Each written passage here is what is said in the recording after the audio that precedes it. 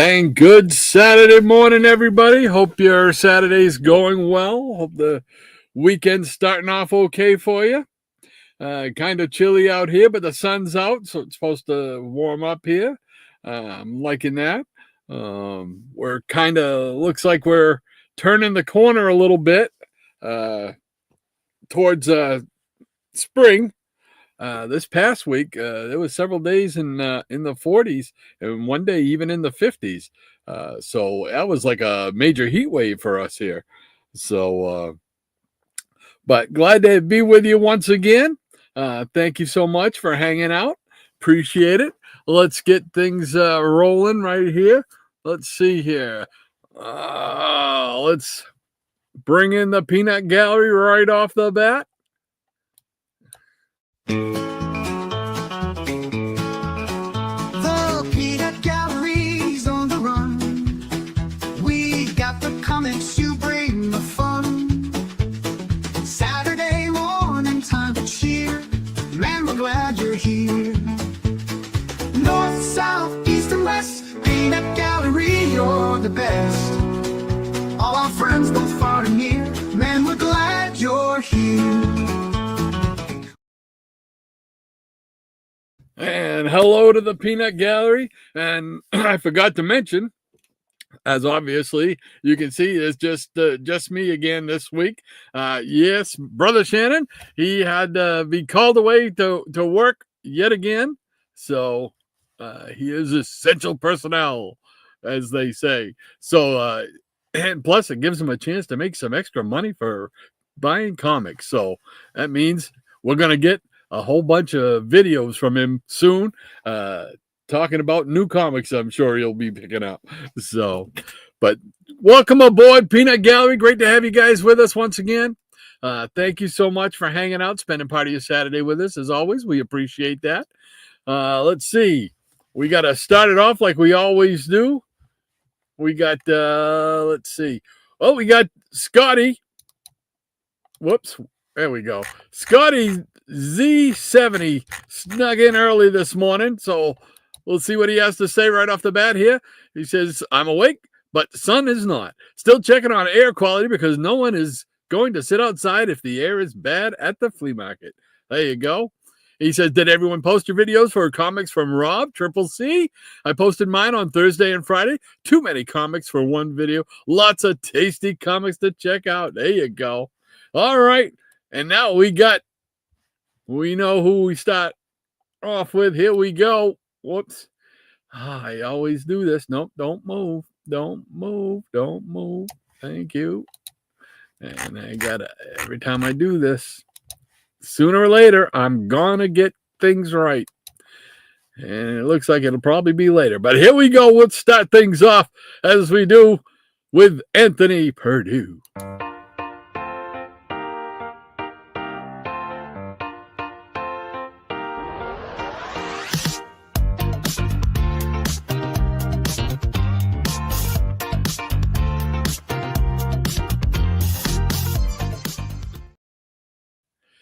And Anthony Perdue starts us off with his comic story memory. Let's see what he has to say. All right. GM. Good morning, Peanuts Pierce. I got to wake up. I'm sorry. I woke up late today and my head is still in a fog. So bear with me a little bit, folks. Let's see. Good morning, Peanut Pierce. The Disney Man and Me. 1973. One day, while shopping with my mom and Aunt Maggie, mentioned my interest in drawing. Maggie told my mom that she had a neighbor who worked in the art department of Disney Studios, and she would ask him if he would look at my drawings. Oh, cool. Anthony says, Mom told me the man who would be at our house at 7:30 that night. Wow, Disney! I got my best drawing notebook ready. The man arrived simply saying that my aunt asked him to come over. We go to the table and sit quietly, turning the pages of my notebook without saying anything. He gets up and leaves. Strange. Anthony says, he leaves without saying anything. I don't know what to think or how to feel. The next day, my mom tells Maggie what happened, and she's surprised. I'm never told what she said, nor do I ever ask. Hold on, I got a message. Oh,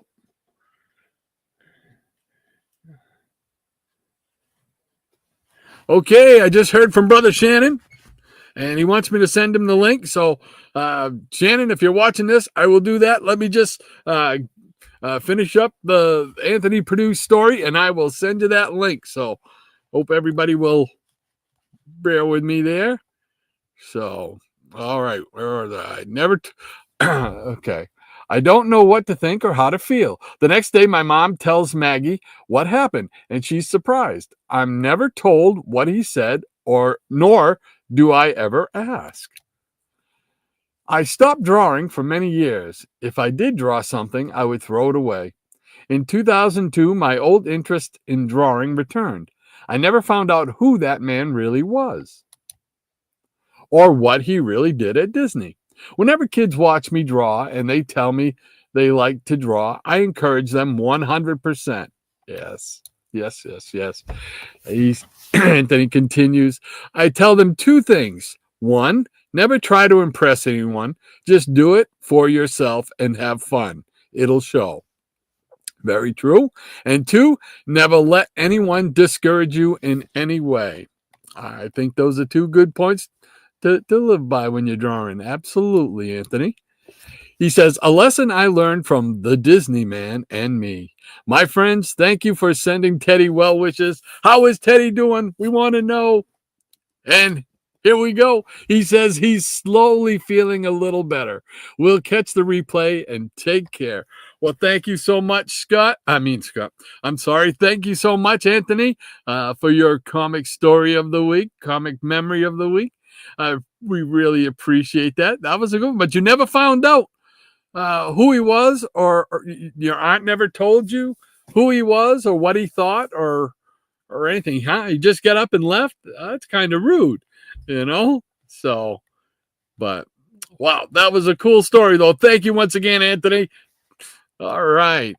And Scotty is jumping in again here. He says, okay, heading to the flea market. If I see a hazy or smoky sky, I'll turn about. Okay.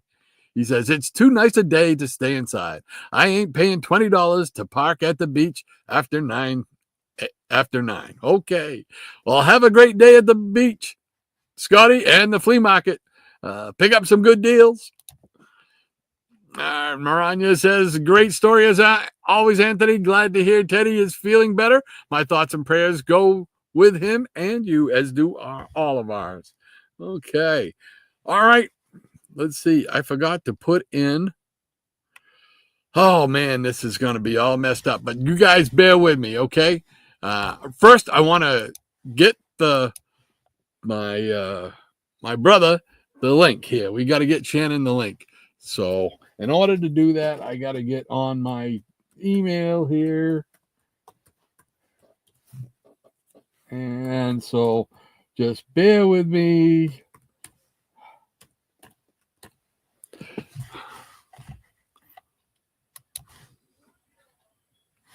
Okay. Boom, boom, bing, boom, boom.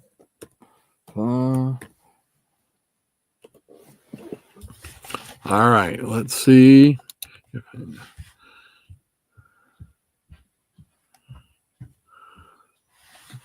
Okay, boom. And boom.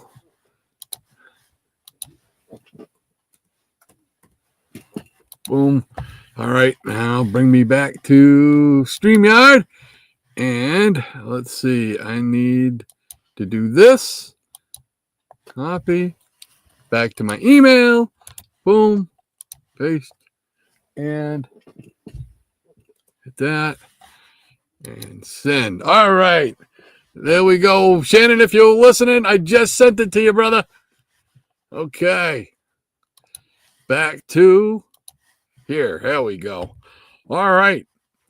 And let's see. I stuck Maranya in there before giving her the intro. Let's see here. Before I do that, I want to do ECR's comic song of the week, because it's been quite a while since we did that, and I wanted to make sure we got that done this week, and I did not post in the words today, and I don't see Easy in the chat just yet. So hold on. Here we go. All right. So I want to try and do that. Let's see if I can do that. Yeah. All right. I got the words right here. Unfortunately, I can't put them into the thing just now, but it is it's to the tune of "Can't Get Enough of Your Love," and I didn't do the thing. So here we go.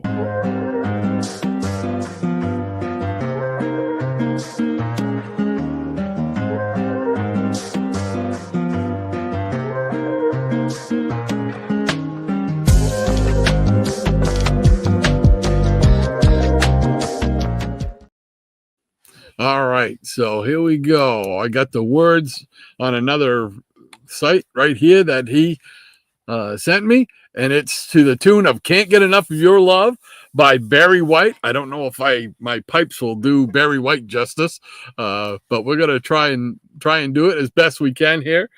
So here we go. fellas, I can't get enough of your show, babe. Hey, I know, I can't get enough of your show, babe. Oh, everything just looks so cool. Just no money to buy. Just like the more I see, the more I want. And baby, that's no lie. Oh no, babe. There we go. That's about as good as it's gonna get. So thank you so much, Easy, as always, for writing that. I know it's been several weeks now before since you wrote that, and I apologize. Of course, everybody knows what's been going on and everything, but I appreciate it so much. Thank you once again. So there we go. Hope we did you proud, Mike. Hope we did you proud. All right. That brings us up to you know who.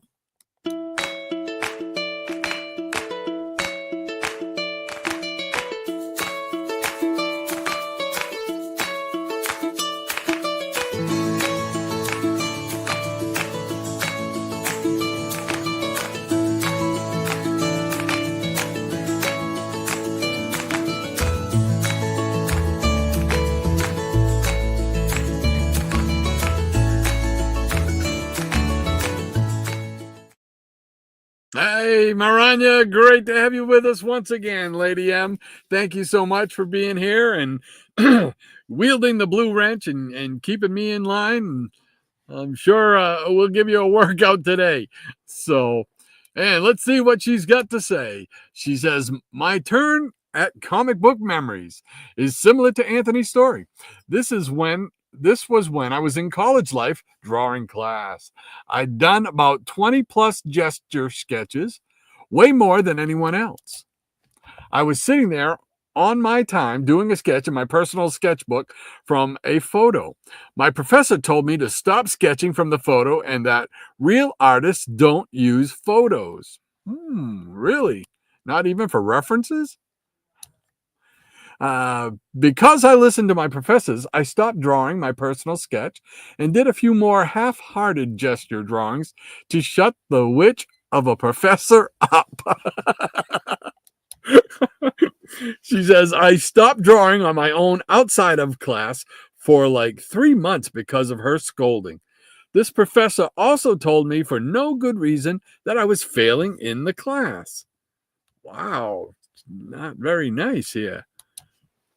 She says, because I quote, couldn't name 5 artists off the top of my head, unquote. I asked other students if she gave them their grade. They said no. Wow, she like had it out for you or something, Maranya? Holy cow. Maranya says, I went to my advisor, a former professor of mine, with my portfolio. She and I agreed that my work was at C level, so I went to the witch professor and told her that I did solid C work, not F work. My feeling is the witch didn't think I'd challenge her because I was and still am a meek, mild person at times. I've learned to stand up for myself over time, but it's hard for me to do so. Understood. And she says, I agree wholeheartedly with Anthony's advice to people who draw. Never let anyone discourage you from something that you love to do. Absolutely, I agree. She says, thank you for listening to my trip down memory lane. Now back to our regularly scheduled programming on WSAN 75, the home of comic book memories. Maranya, thank you so much. Thank you so much for that story. I'm just sorry you had to go through that, like Anthony did. You know, that's too bad. I never really had a bad experience drawing. It's funny because we were talking about sketch pads and stuff, and I just found I found like six or seven 6 or 7 sketch pads of my old sketch pads that I totally forgot about. I've been down here working on trying to organize this a little better and give myself a little more room and be a little more organized. And in doing that, I came across the box, and inside the box was a bunch of my sketch pads that I had totally forgotten about. Maybe at some point I'll be able to show them on here if anybody's interested. I'm sure me and Shannon could do another sketch day where we show some of our drawings as well as some of our comics. But it was, I never had, even my art teachers, the ones that I had, there were 2 that were really main in my growing up. One was Mr. Fike from 7th and 8th grade. He was wonderful. And he encouraged my drawing. Of course, at the time, all I was drawing was superheroes, you know, but he understood that, but he appreciated the composure that I was able to do with them. They weren't the greatest. So, but he was very nice and graciously gave me pointers and stuff like that. So that was fun. My second was in my high school, John Roback, Mr. Roback, who I had for pretty much all 4 years. I took a course at some point, and really enjoyed him. He was crazy. He was just like a nice guy, but he was like a lunatic, but he was fun. So I really enjoyed both of those guys, and they really encouraged me to continue drawing. I remember taking a drawing I did of Rollerball from a scene from Rollerball, the movie from the late 70s. And I loved it and everything. I brought it in, and you could tell that first glance was like, oh, okay. But then he went right into, oh, well, you did this good. You did this good. You might want to try this. But that's very good. I mean, he was very encouraging. It was just, so I really enjoyed that. So I can relate a little bit to the thing, but I was lucky that I had very good teachers, as far as art goes and stuff like that. They were very, very encouraging and very nice. So cool beans. Great to hear those stories, Maranya and Anthony. Wonderful, wonderful, wonderful stories. Thanks for sharing them with us. And Maranya says, good morning to Rod, Shannon, once again on assignment, the Peanut Gallery, the Nuts of the Day, the Foofs, the studio audience, and Maranya's legion of peanut pets. Yes, sir, Bob. Got them all in there. Great to have you with us, Lady M. And we got I Am One of Us. How you doing? I Am One of Us back once again, sir. Thank you so much. It's great to see you here in the Peanut Gallery. Hope your Saturday's going well. He says good morning to Rod and Maranya, and good morning to you, sir. And Michael Taylor once more is with us. Thank you, Michael. How you doing this morning? He says, "Hi, Rod and Shannon out there in the ether." I got to remember to look down here because I focus so much on the screen and on the column over here on the right, which has the column, the comments, or I switch between the comments and the media assets, which are all the little plugins that I do. And I got to remember to watch down here so I don't miss Shannon. If he gets a chance to come on, he might come on. He said during his lunch break. So I'm hoping, to be able to see that. I missed him the last time he tried to do that. I felt so like a schmuck because I was so focused on that. Because I'm so afraid I'm going to screw up. But Michael, great to have you with us as always. Thank you so much for spending your Saturday with us. And we got Tempest from Mars. How you doing, Tempest? He says, "Afternoon, everyone. Hope everyone's good. And a good afternoon to you, Tempest. Hope everything is going well for you, my friend." Cool. Great beans. Cool beans, rather. And Eric K, how you doing, Eric? He says, "Hey, Rod and all the Peanut Gallery. Hope everyone is doing well, and hope you're doing well as well, Eric. Great to have you here once again in the Peanut Gallery. Thank you so much, man." And the Professor, Eric Breen, is with us. "Hey, Eric, how you doing?" He says, "Hello."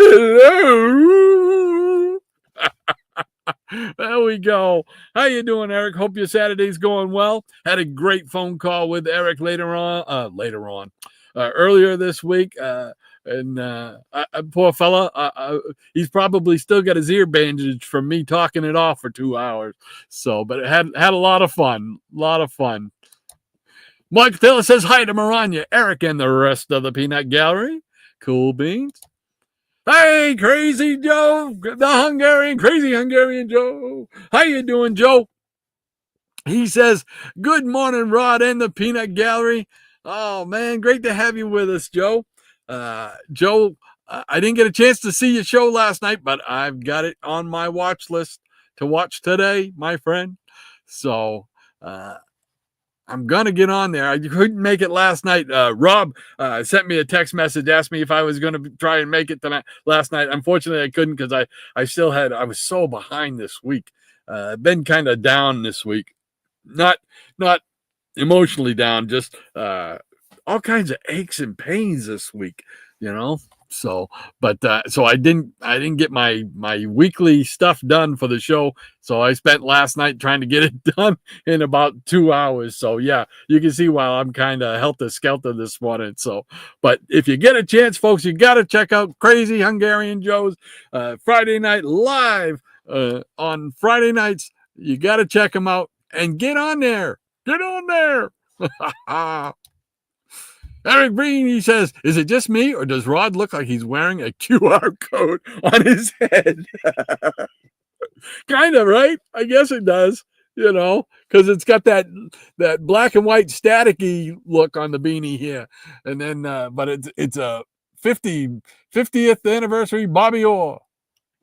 Bobby Orr, baby. You know Bobby Orr. I know you know Bobby Orr. So...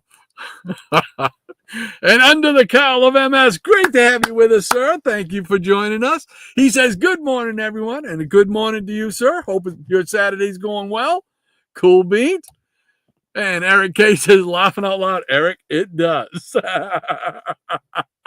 Absolutely. Hey, Dr. Von Chilla, how you doing, John? How you doing, man? Great to see you.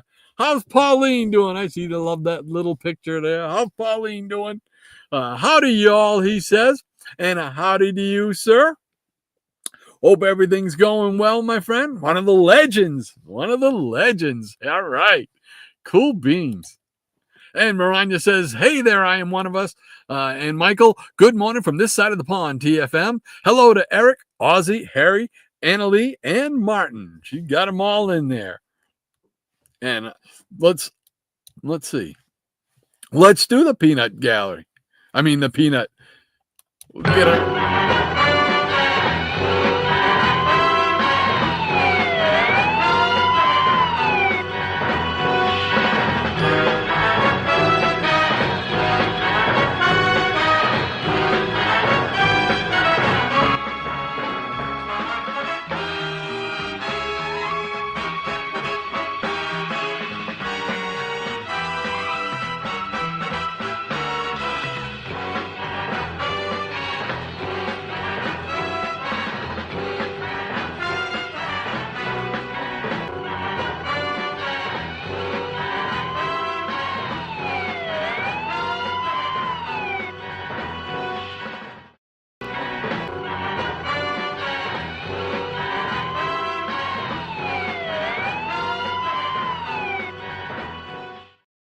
There we go, the Legion of Peanut Pets.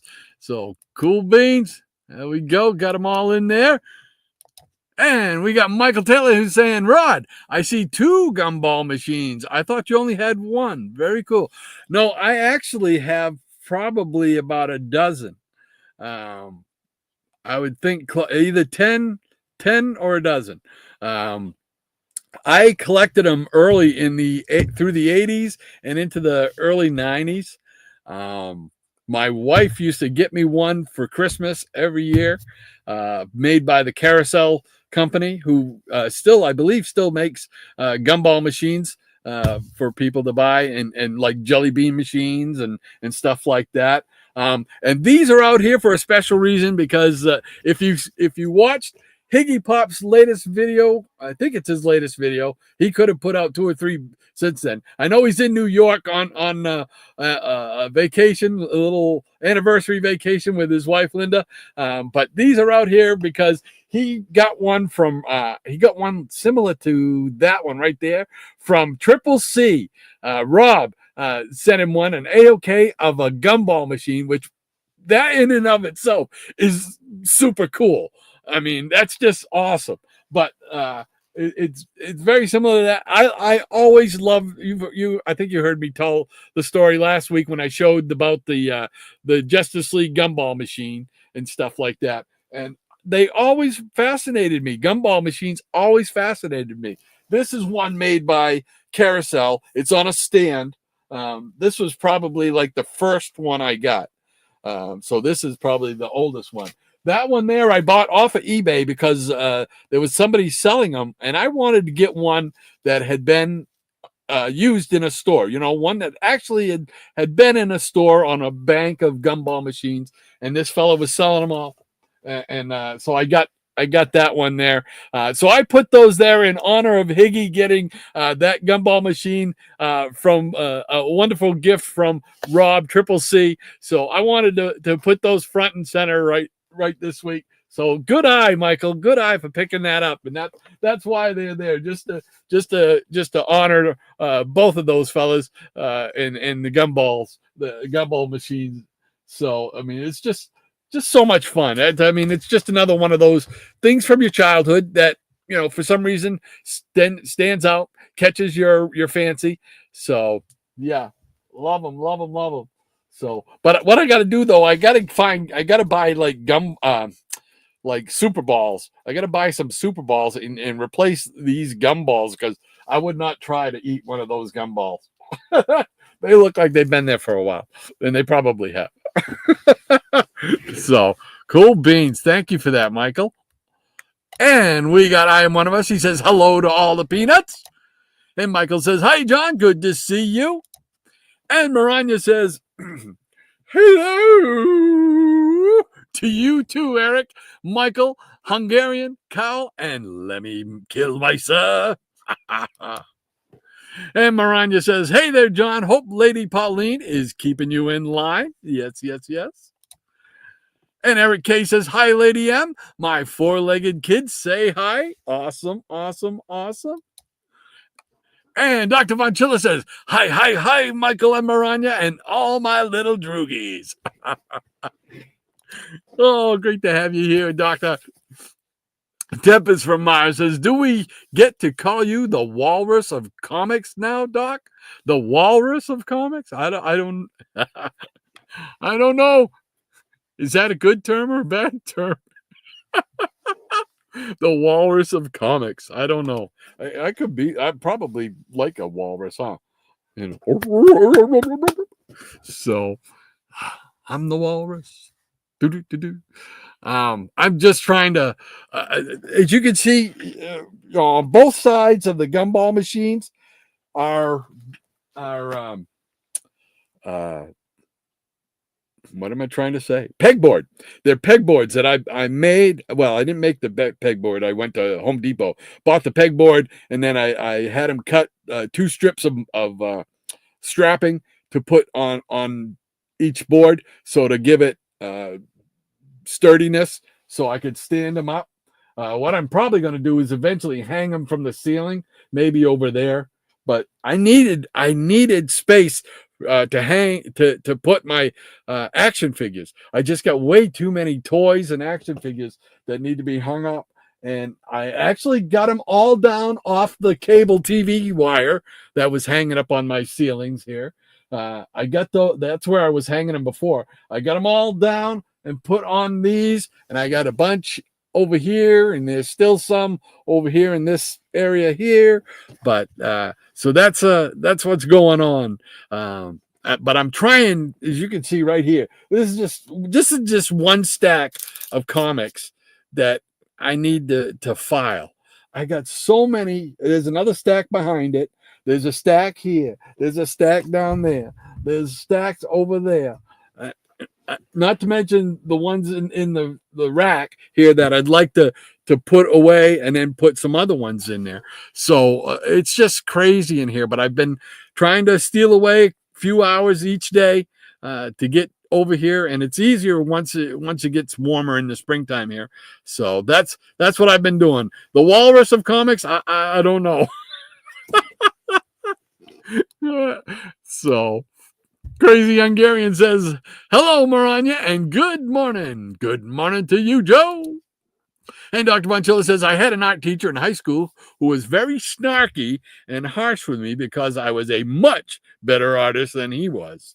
There you go. Well, and that's too bad that they have to be like that. Instead of just being encouraging, to a young artist who may have a career ahead of them doing this stuff, but because they're jealous, that's not cool. Not cool at all. Michael Taylor says, Maranya, just because you sketch a photo from a photo, you're still an artist. The witch doesn't know what she's talking about. I draw that way as well. Yeah, I mean, I'm sure that artists, especially, we deal a lot with comic book artists, right? As far as talking about them.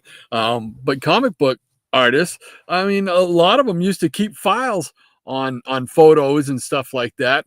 If there was like like the Taj Mahal or something like that, for a reference with which to draw if you were going to do a story that might include the Taj Mahal or something like that. So that really boggles my mind that they would tell you that you're not an artist if you draw from a picture.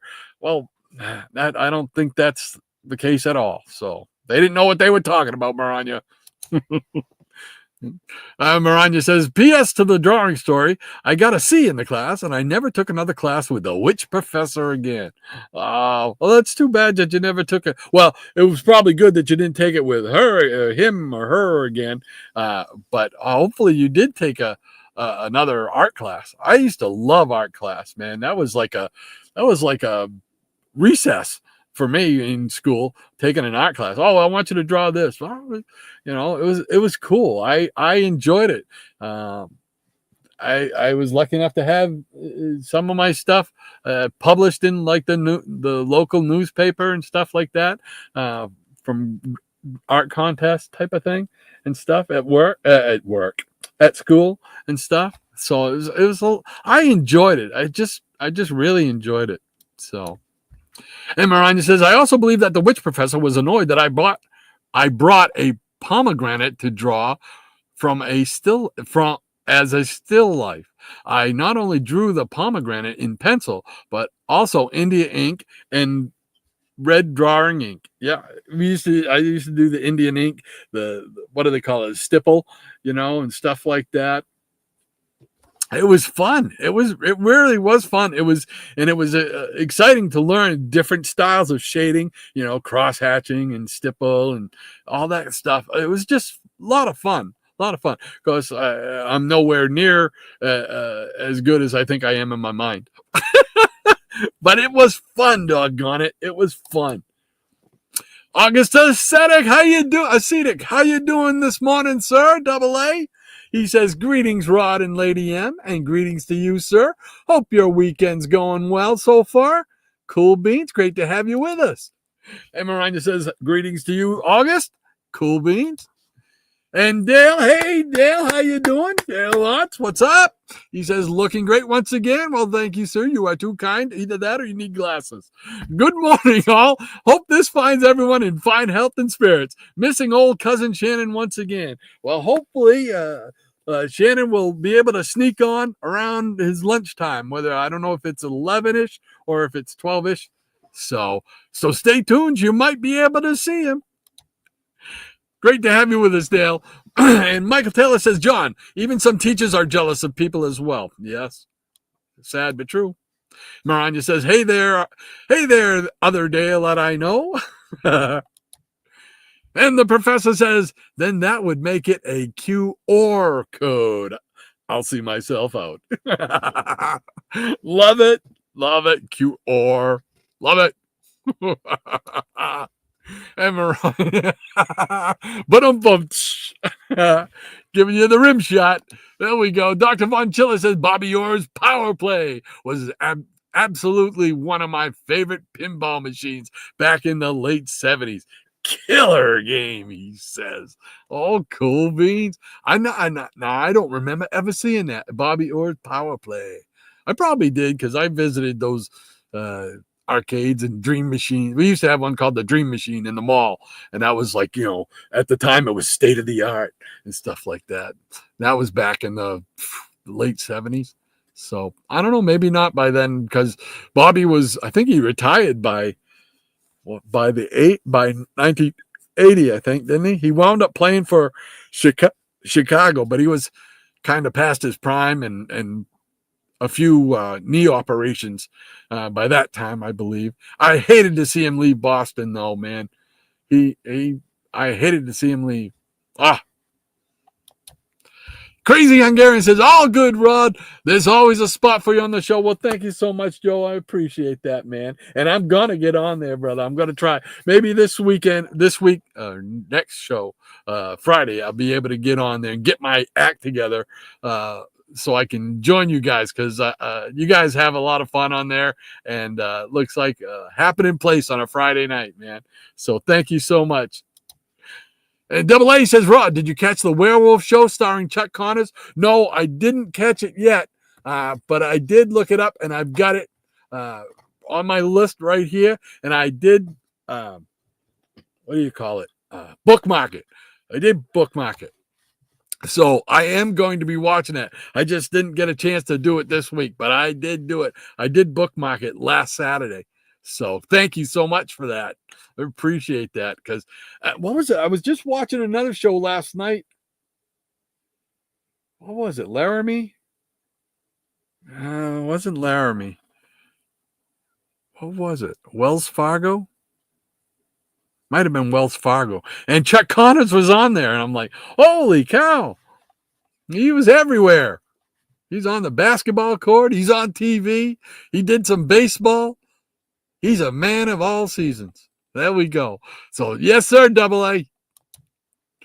Dr. Von Chill says, a gumball machine, A-OK. Gasp. That's awesome. That's what I said, John. That's what I said. That when I saw that, that's just incredible. That's super cool. I mean, we all know Rob's cool anyway, but that was a heck of a gift. And I know Higgy, he was in love with it. That's so cool.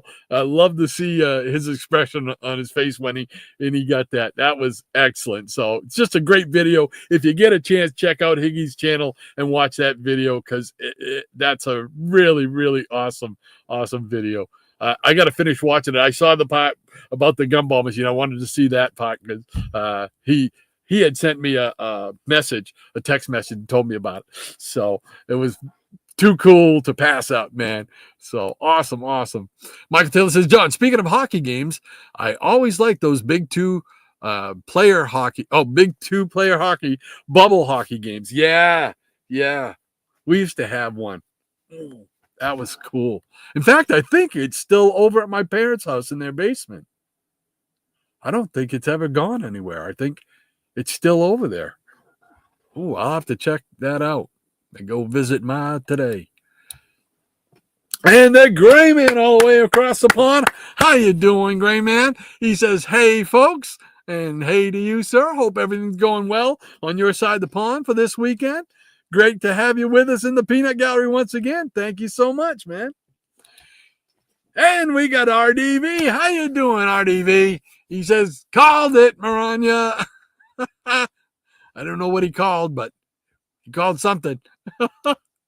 And Michael says, Rod, I probably heard you mention that about the gumball machines. Just forgot. Very cool. Yeah, that's if your memory is like mine, man, I forget what I had for breakfast. So, but yeah, it was pretty cool. I all my gumballs, I've got another gumball machine that's over here on this filing cabinet right here. I've got one up there, and I've got another small one that's still over there behind Captain America.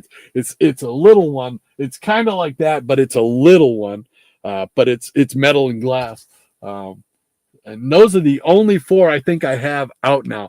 The rest of them are all packed away over on the other side. I've got one that looks like a duck, and you put the money in, and you can guess where the gumball comes out. But I mean, I loved gumball machines, and there were some really cool oddball styles. I even had some of the plastic toy ones, like one with Captain America sitting on top, and I think there's a Spider-Man one I have.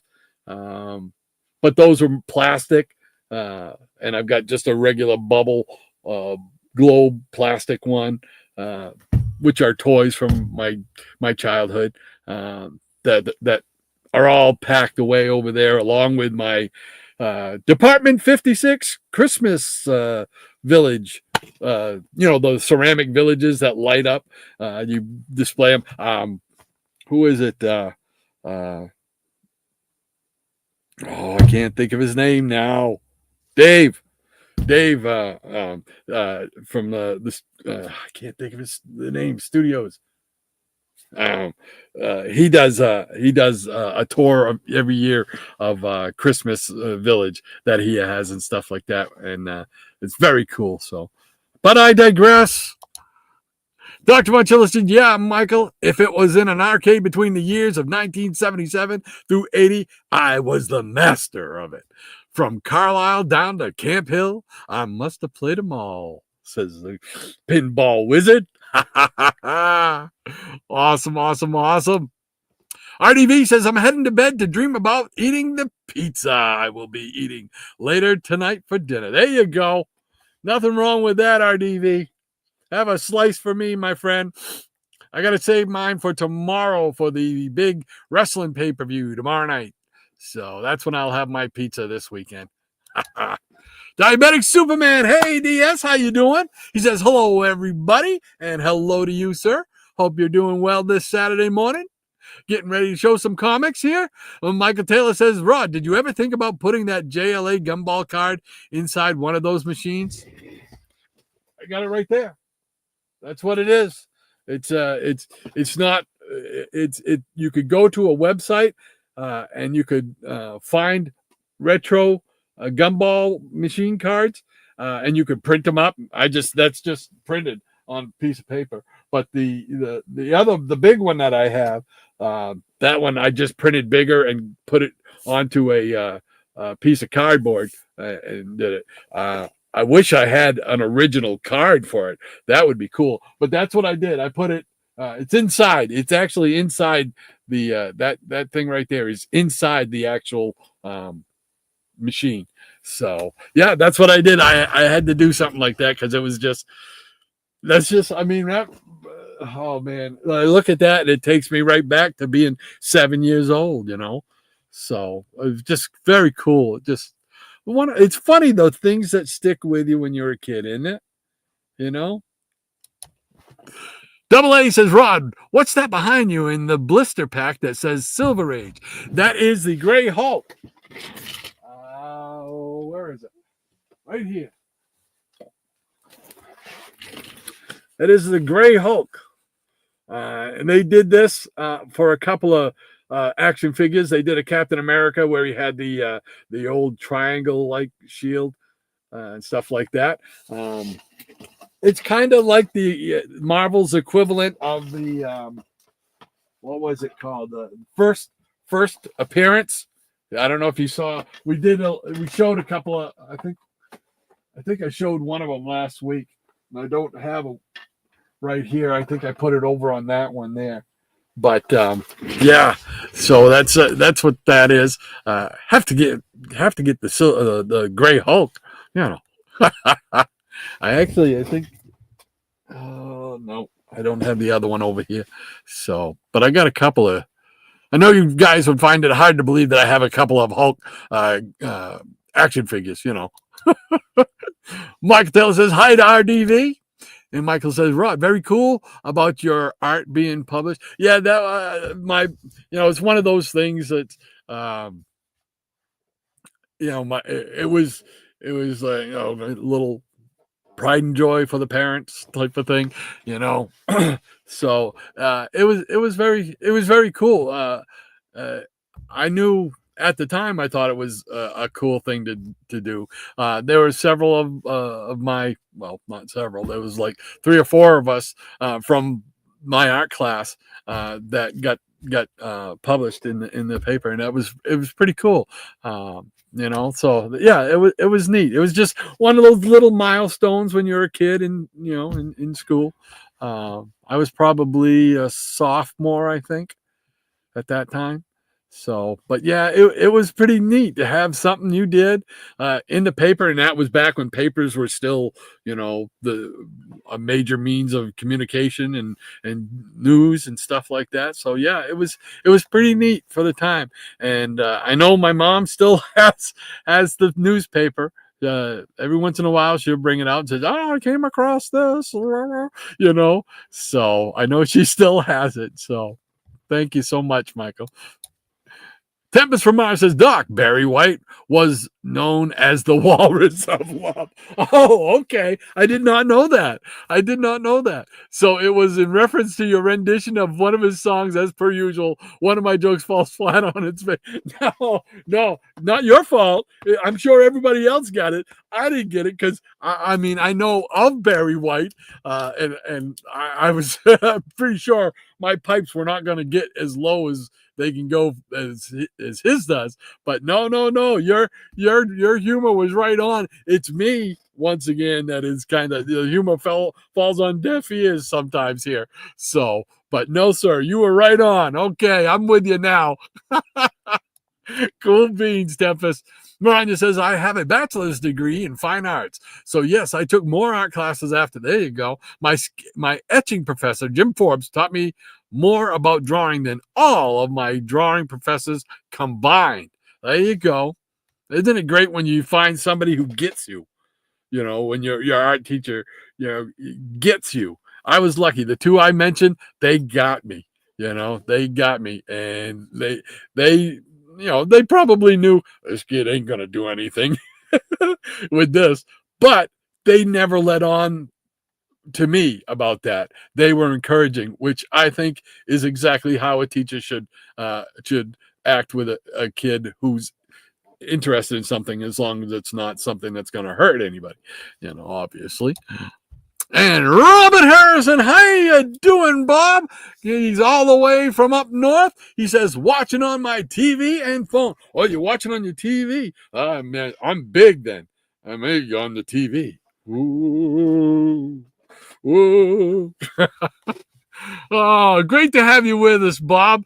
I've got to catch up on your stuff. I've got to catch up on a lot of people's stuff. I missed the last couple of Fridays where your movie reviews, so I've got to catch back up on that, my friend. Great to have you with us.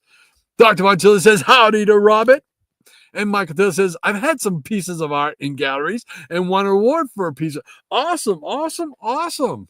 We got to get you to make some videos, Michael, because we want to see some of this stuff. We want to see some of your collection, your comic collection, and we want to see some of this artwork, man.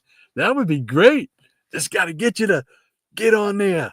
Come on in and join. The water's fine. Come on in, Michael. Cool beans, Michael. Congratulations. That's awesome to hear. Robert Harrison says he went to Chicago for a cup of coffee. Oh, okay. And RDV says, Rod, I hope you are doing much better health wise. Well, thank you, my friend. We're taking each day as it comes. So I know seeing John Cena going heel might have been hard to watch. Yeah, yeah. You and Breen are on the same wavelength. That's what uh, Eric sent me a text message about that as well. Yeah, John Cena going heel. I wish I could say I cared enough about John Cena to care that he turned heel, but I don't. I'm sorry. They're making a big deal about calling him the GOAT, and I'm like, he is the farthest thing from the GOAT. You know, come on, man. John Cena. You can't see me. Yeah, I don't want to see you, John. I hope Cody puts a knot on your head like he's got. RDV says Dr. Thugonomics is back. Yeah, no. That actually was probably the highlight for me of his career. I did enjoy it when he was doing those rap lyrics ragging on the other wrestlers. That was funny and original. DS, he says, I had a cartoon published in our town newspaper when I was in 7th or 8th grade. Awesome. That's awesome. I always wanted to be able to do that. I thought I come close. And notice I say I thought I came close. When I started working for the cable company, about 5 years into it, they wanted to put out like a little company newsletter, local newsletter for the the Northeast region, right? So they asked, would you like to do a cartoon? I said, yeah, I'd love to do a cartoon series. So I've still got the stuff that I did. I don't have it readily handy. I think it's in that portfolio right there. But I did this thing called The Wraith, and it was like a kind of like the Shadow type of thing. And I did like I don't know what would be like 4 weeks of strips. And I'm like, oh, this is gonna be so cool, you know. And so I handed it in, and they said, yeah, no, this isn't what we want you to do. Like a little cartoon about, drawing like a satellite dish and how we get the signals from the satellites and then how they get to people's. I'm like, oh man. No, I wanted to do a superhero cartoon strip. So I was shut down. So I do a little diagram sketch. Yay, me. I was so bummed. Oh, I was so bummed. I thought, this is a chance. This is my opportunity. And Robin Harrison says, hi to John.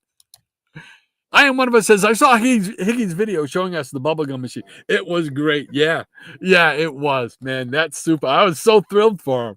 So that's cool. And Rob is just so generous, man. I mean, that's a cool gift to give somebody. That is just awesome.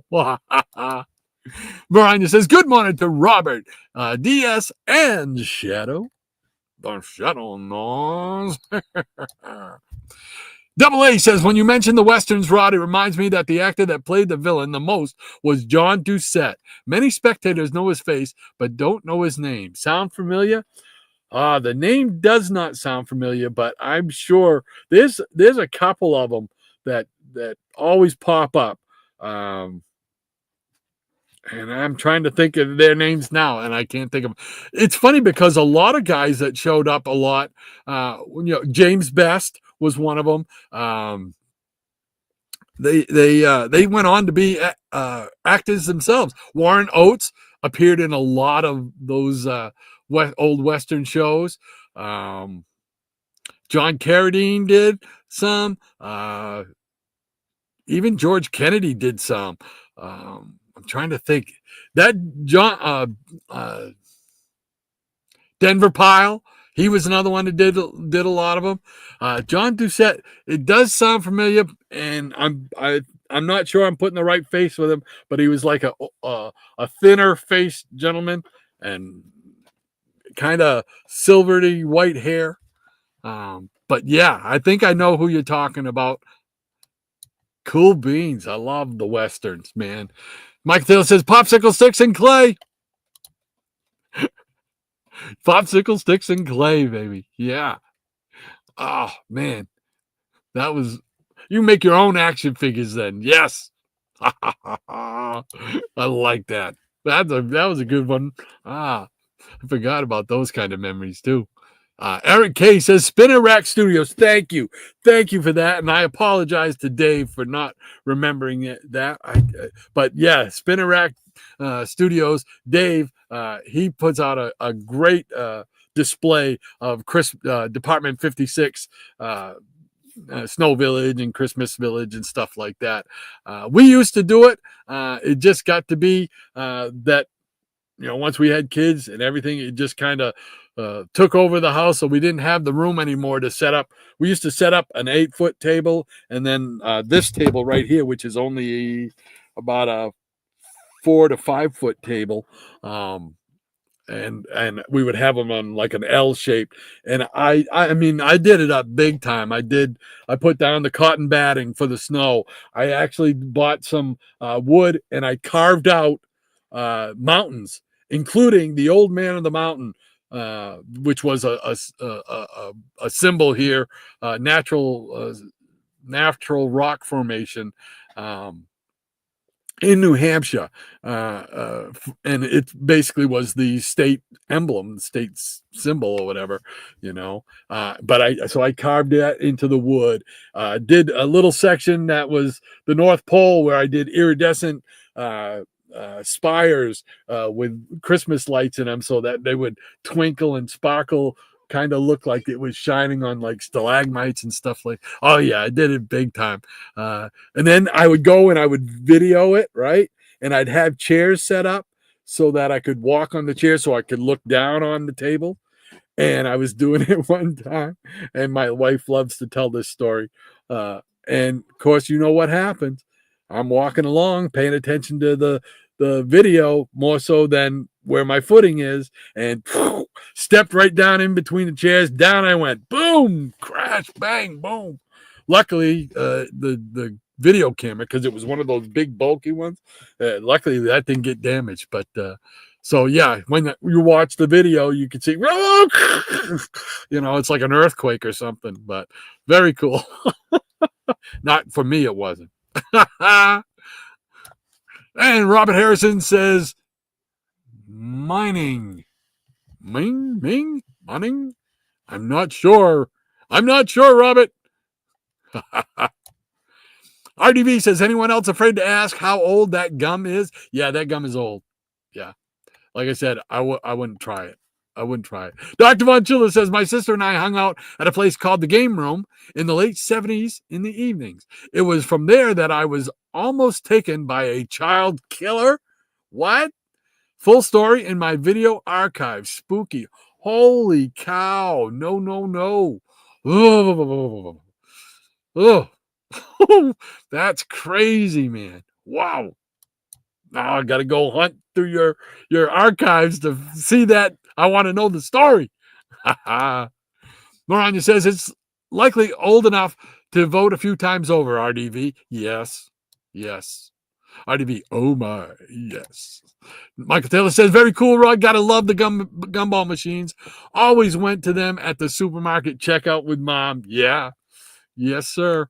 We used to see them at the checkout counter at the groceries, and also when you walked in the door to like several department stores, they were always right there, like try to catch you as you go in, make you spend your quarters before you get inside.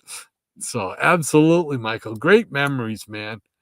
Maranya says, yikes, John. Yeah, RDV, older than me. Well, it could be. RDV. Might be close on some of them. And Marina says, my art in senior year high school yearbook. I also had some published in my one Star Wars newsletter group in the early 1990s. Cool beans. Awesome. Man, that's great. Wasn't it fun when you could have that done? You know, when your stuff got taken somewhere and so other people could see it and stuff. It just kind of puts a smile on your face, man. That's awesome. And we got the pause line in honor of Pauline and Cat Murdoch. So here we go. We're going to show some comics. I grabbed some stuff. I know it was supposed to be comics of all ages. Well, I couldn't find either one of my Golden Age books that I have. And then what I grabbed, I just grabbed some stuff. I didn't grab anything from like the 90s. I don't even know what that's called now. But I did grab some modern stuff. So we'll work our way up to the modern stuff. But right now, let's see what we got here. We got some stuff from, let's see, I'll start off with one thing from the Bronze Age. And let's see, I got to get it out of this bag here. There we go. All right. So, I'll put that up there. Okie dokie. All right. This is one of those unique things in the collection. Up there, I think I showed you a couple weeks ago. I showed you some of the multi-packs, DC and Marvel multi-packs. This is another multi-pack, but this is modern comics, which was Charlton reprints. So, but it's a pack of 3, and this is Ghosts number 25. The Many Ghosts of Dr. Graves is on this side. Let's see if I can get some better light on it. There we go.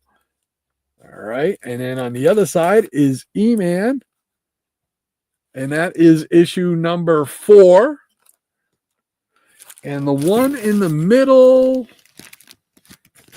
is number 79 of Outlaws of the West. Cool beans. So, just a little piece. I'd never seen these. I never saw these when they were available on the racks or whatnot. I never saw these at all. But that was pretty cool. You know, $1.05 value. Woohoo! All right. So anyway, that's why I figured we start off with that. Then we'll jump back into the Silver Age. We'll show some Go-Go Check stuff from the Doom Patrol, which is one of my favorite DC super teams. And of course, I got Go-Go Checks, like I said. Here's 103 with the Meteor Man. Here is number 104 with the wedding of Elastigirl marrying Mento. Cool beans. And here is 105.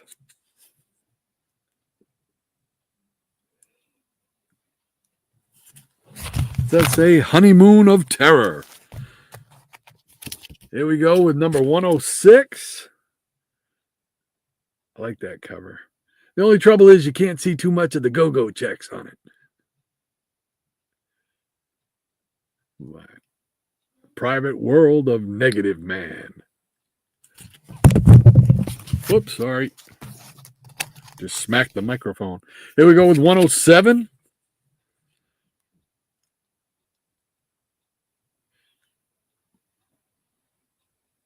With Beast Boy up there. And his Beast Boy front and center on this one, number 108. This is one I got to get an upgrade for because this one is very well loved. But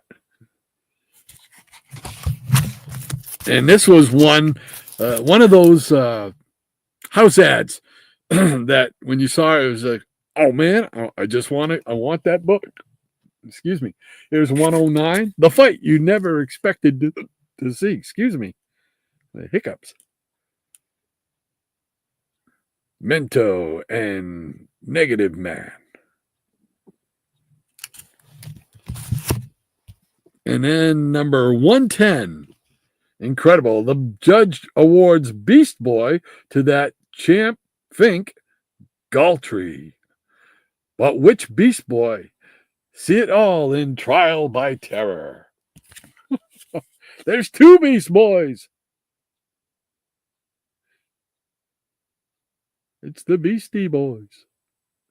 Ba-dum-bum. All right. And we'll jump over to some Marvel. A little Bronze Age stuff. Marvel team up with Spidey. So here's number 33. We got Spider-Man and Nighthawk.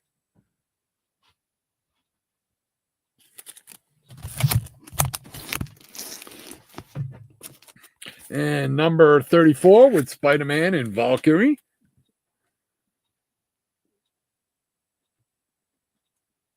Valkyrie didn't get a whole lot of exposure here and in the Defenders. That was about it, I think. And we got number 35, the Human Torch, filling in for Spidey as he teams up with Doctor Strange. Is that Dr. Druid over there? No, that's not. That's Jeremiah. Kind of looks like Dr. Druid. But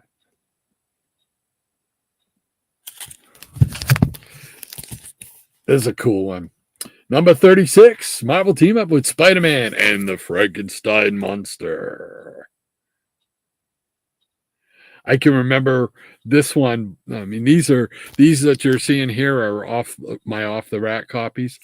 And I remember this one, seeing this one and thinking, now what on earth kind of circumstances can bring together Spider-Man and the monster and Frankenstein? It's just, so I have to buy it because I got to know. I've just got to know. There we go with number 37, Spider-Man and Man-Wolf.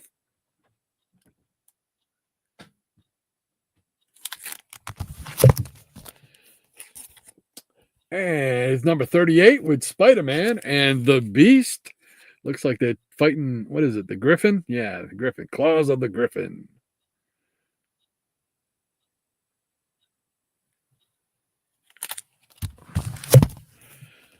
And number 39, Spider-Man and the Human Torch. Somebody's got Spidey in the crosshairs.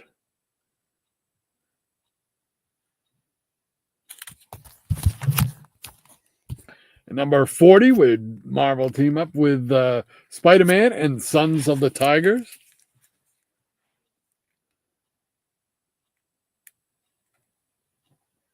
Again, you can tell these are my off-the-rack copies. This got a little, where is it? Oh, right here. You can see, I don't know what happened. Something either got spilled on it or tape pull on it or something. I don't know. That looks like something got spilled on it. So, one of those things you got to just eventually get an upgrade. Here's number 41 with Spider-Man and the Scarlet Witch.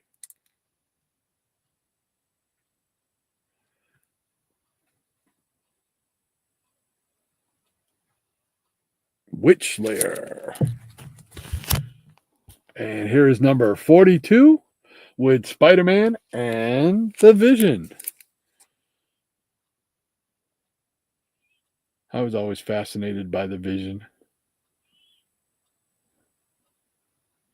That's why I was so, ecstatic to see the Vision when he appeared in the Marvel movies. It was just like, oh, how are they going to do the Vision? Because I really wanted to see the Vision. So, all right, let's see what else we got. We got some more from back to the Silver Age now with one of my favorite teams again, Metal Men. Here is number 28, great green cover. Does not look good for our metal heads.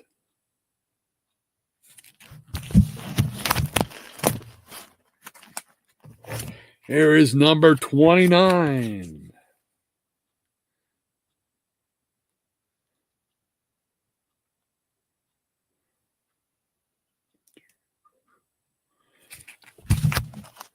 And then we jump into the 70s here. This is number 45. This is after they were revived in the 70s. And this is number 45.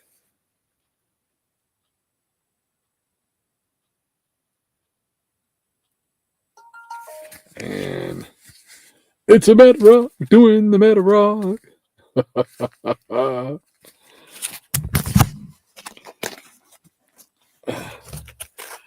And what else we got here?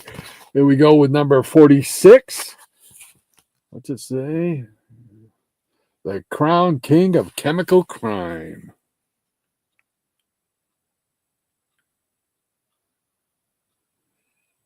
Always liked the Metal Men. They were a unique group. Here's number 47, the X Effect.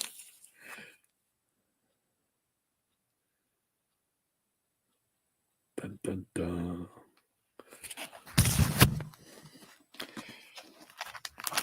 Oh, how many of these are there? Holy mackerel. Okay. Alrighty. Well, we got number 48 with Eclipso. And this appears to be an upgrade of my off the rack right here. And that is number 48, right? And then part 2, number 49. Doing the meta rock.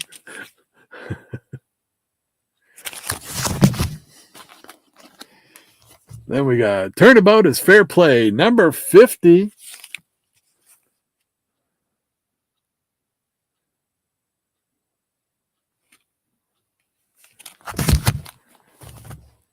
Number 51. These don't get a lot of daylight. A lot of spotlight. Ouch. Number 52. Oh, Doc Magnus.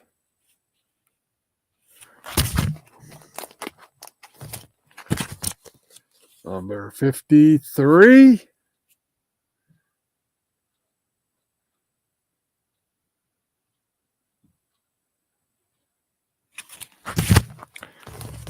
Number 54 with the Green Lantern appearing in there.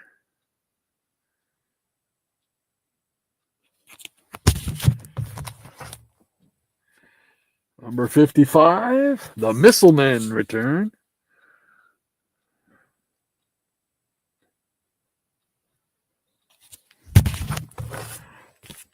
And 56. What is this one? I Am the Inheritor.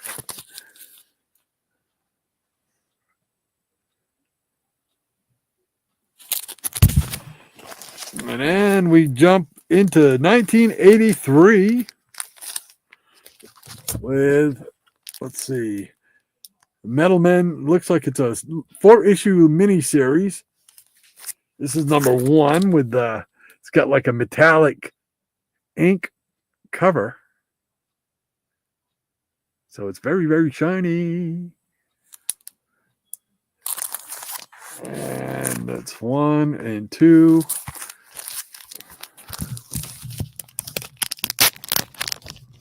Let me just take the tape off so we don't have any issues there. So I need to get these rebagged, so it's perfect timing. So all right, so here we go. Here's number 1 again. Got the metallic ink cover. Pretty cool, the way it makes them shine. Here's number 2.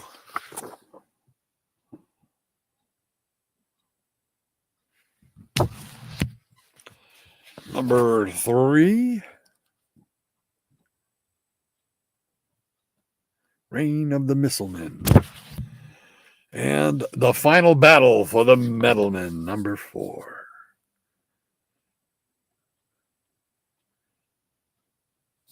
Oh, it's jumping around the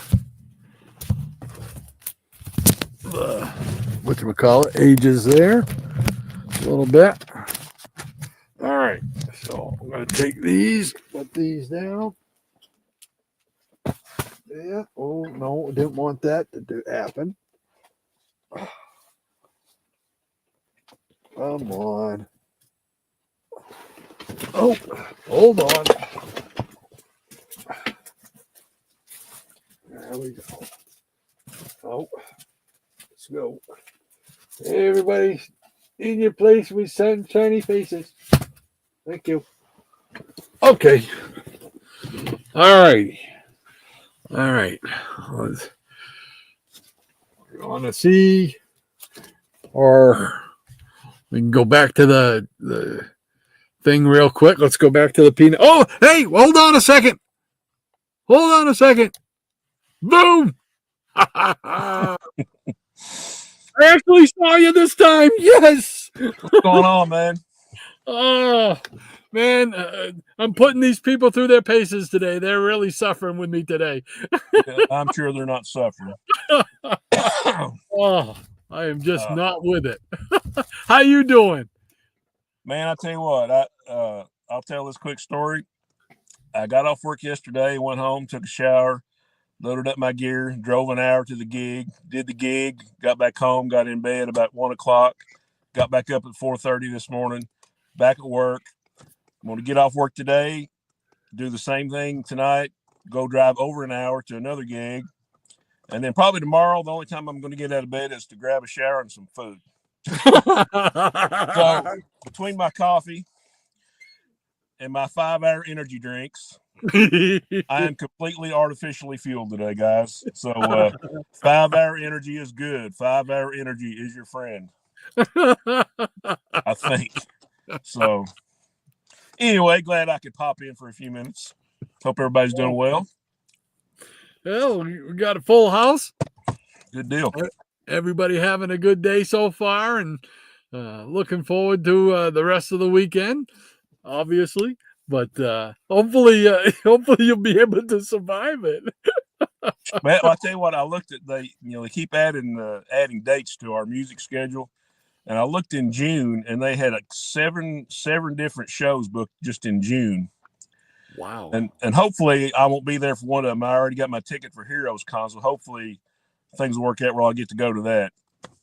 But yeah, I think like one weekend we're playing like 3 different places, Friday, Saturday, and Sunday all in one week. Like grateful, but like, man, I just want a day to like prop my feet up and read comic books or something, hang out with you guys. Grateful for the opportunities, because like you were saying, or I caught some of it earlier, and like, yeah, some of that will be going towards some comic books eventually, if I ever get time to buy any. I'm sure you'll get to Heroes Con. I know you'll come back with some beauties from that. Well, hopefully. You doing okay? Doing all right. Yeah, we're just making a way through winter. Hopefully we've turned the corner. That's what I'm hoping. This past week we had some good temps up in the 40s. One day was even in the 50s, and we got some more 40s and a 50 coming up. So I'm like, let's go. Let's bring it on. Yeah, I think we're supposed to get like in the high 60s, maybe 70s next week. And when just like a couple of days ago, I was driving either to or from work, and I had wind, I had rain, I had snow all at the same time, So oh my gosh. Only in Kentucky, Oh man. So what else you been up to? Anything besides just working? That's about it, man. Hopefully get to go car shopping before too long, because we're kind of short on cars right now because the transmission went out on mine. So and I told you all this. So hopefully next week everything will line up to where we can have a day and go try out a few vehicles. Cool beans. I'm never fun. I never have fun when I'm car shopping. I just don't. Number one, I don't know enough about them. And my dad was a auto mechanic all his life, but I didn't get that gene. My brother got that gene. I didn't get. I don't know nothing. I can draw you a picture of a car, but that's about it. Yeah, I mean, I know a little because my dad was a really good, I guess, called shade tree mechanic. So he taught me all the ins and outs of changing oil and changing tires and belts and even brakes, up to a point. But after a while, I was like, yeah, I'm gonna let the professionals change my brakes. That's too much work. So yeah, I know a little bit. It's okay. I need something obviously that's good on gas. Yeah. But because I put almost 290,000 on that last one I had. So Woo! yeah, it was She time. served you well. It was time to put that one. I guess in the proverbial grave. I don't know. Oh, I was showing this earlier.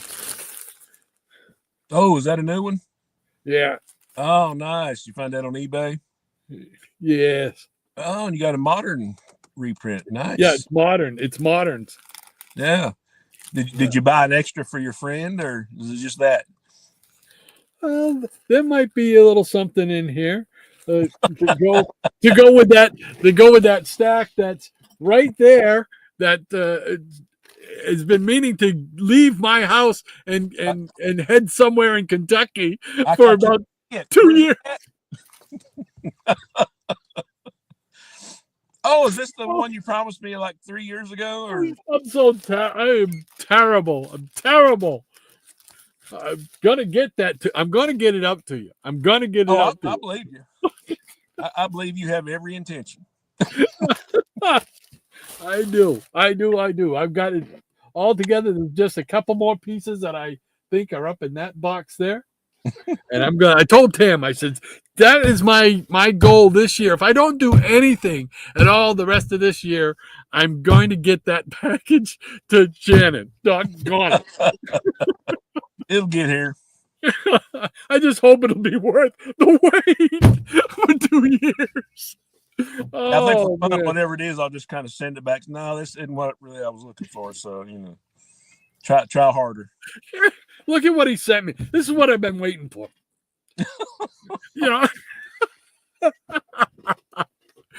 Did you see Higgy's latest video?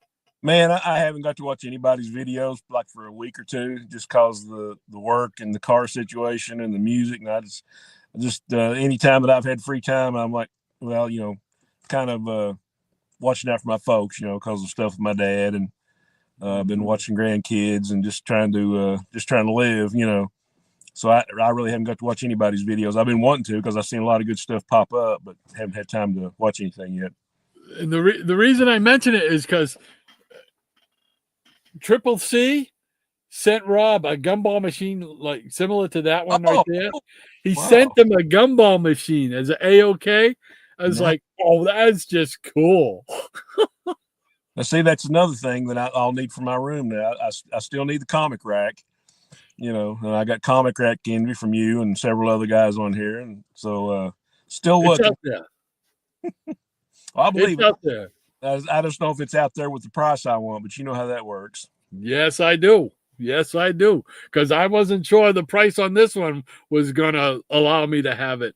But after, it was funny. Like I've told the story, but, I found it. I just couldn't pull the trigger on it, the amount of money they wanted.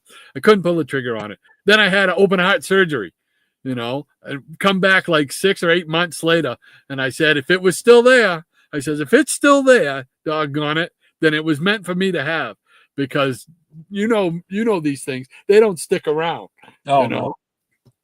So it was like I turned the corner and I swear I had tears in my eyes because it was still there. And I'm like, I look at Tam and she goes, go ahead. So there's one out there for you, brother. There's one out there. Yeah, that's good. I was happy when you got that. So that's just one of those things that, holy cow, I never ever thought I'd ever get one. Yeah. Now, let alone it being the exact type that I had in the store, the stop and go store that I used to go to. So I mean, that's just like an added bonus to it. Just Oh, yeah. put a smile on your face, you know. Well, have you seen the? I saw one that reminded me. You ever seen the ones that's not like a spinner rack, but it's just like a metal display rack, and it was DC centric, and it had like the go-go checks on it. Have you seen those? No. Yeah, I saw one the other day. I meant to save the picture and I forgot, but they're just like a display rack. It's not a spinner rack, but it has like DC Comics logo and it's got like all the go-go checks on it, and all those comics are on sale during that time. I said, man, if Rod sees that, he'll be throwing money left and right. Oh no. Don't Yeah, know. I don't know. No, la la la la la Yeah, la la. I know. But you'll have to just get online and look it up. Just say display comics, Oh wow. go-go checks rack or whatever. I wished I'd have saved it, but it just like come up for a minute and then I had to do something. So, but I immediately thought of you and I was like, okay, he's going to have one of those. Yeah, because they do. I've seen different ones. I've seen ones for Marvel, just the metal rack that kind of slants down a little bit. I've seen those, but they've always commanded high dollar. And it's just like, ouch. And I didn't remember seeing those too often.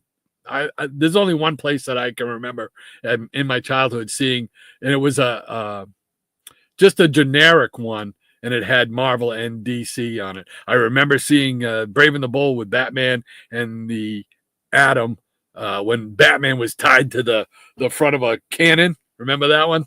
Oh yeah, I remember that one. Yeah. Yep, that's the one I remember seeing on that rack back in the kid. Funny the things that stay with you when you're a kid. Well, it's important stuff. I mean, you have to remember, Yeah, that's right. I wanted to know, how's he going to get out of that? Yeah, I just thought I'd tell you so I could drive you crazy for a while, Oh, yeah. Now you got me really curious. I'm like, I got to write that down and check it out. Oh, my gosh. Not that I got any money to spend on it, but doggone. It'd be cool just to see, you know. Fantastic. Man, I can't stay. I got to go back to work here in just a couple of minutes, but I just want to pop on and say hey and see how you were doing and say hello to everybody in the chat. Hope everybody's having a great weekend, and hopefully things will slow down for me. I don't think we got any work scheduled for next week, so the week after I think we do on the 22nd, but for next weekend I think not. So they try to do it where we're not working 2 weekends in a row. So hopefully next weekend will be free, and I can get on there and cool beans. Be a normal Saturday again. Yay! All right, man. We'll catch you later, guys. Have a good weekend, Rod. All right, brother. Take care. We'll talk to you later. See you, man. All righty. Cool beans. That was great. Glad to see he's doing all right. I haven't got to talk to him too much lately. Just text a couple of times. But I owe him a phone call. So our phone calls last anywhere from 2 to 3 hours, I think, sometimes. We just get yakking about comics, man, and other things in real life, and time flies, man. All right, so that was awesome. And we got the pause line right there, so let's get back to it and see what's going on with the Peanut Gallery. We got Robin Harrison. He says, I went to art school for an FS. I went to art school for an F. Was that the grade you got, Robert? I'm sorry if I'm misreading this somehow. I'm not sure what you're saying there, my friend. I hope you didn't get an F. Michael Taylor says, I had a few good and respectful art therapists in my time. Very cool. It's just one of those things. It's such a subjective thing. It's not like, the other subjects in school where they're facts, they're math or whatever, with art, it's like you get to do what you want to do. You get to be, creative, and that I was always a creative person.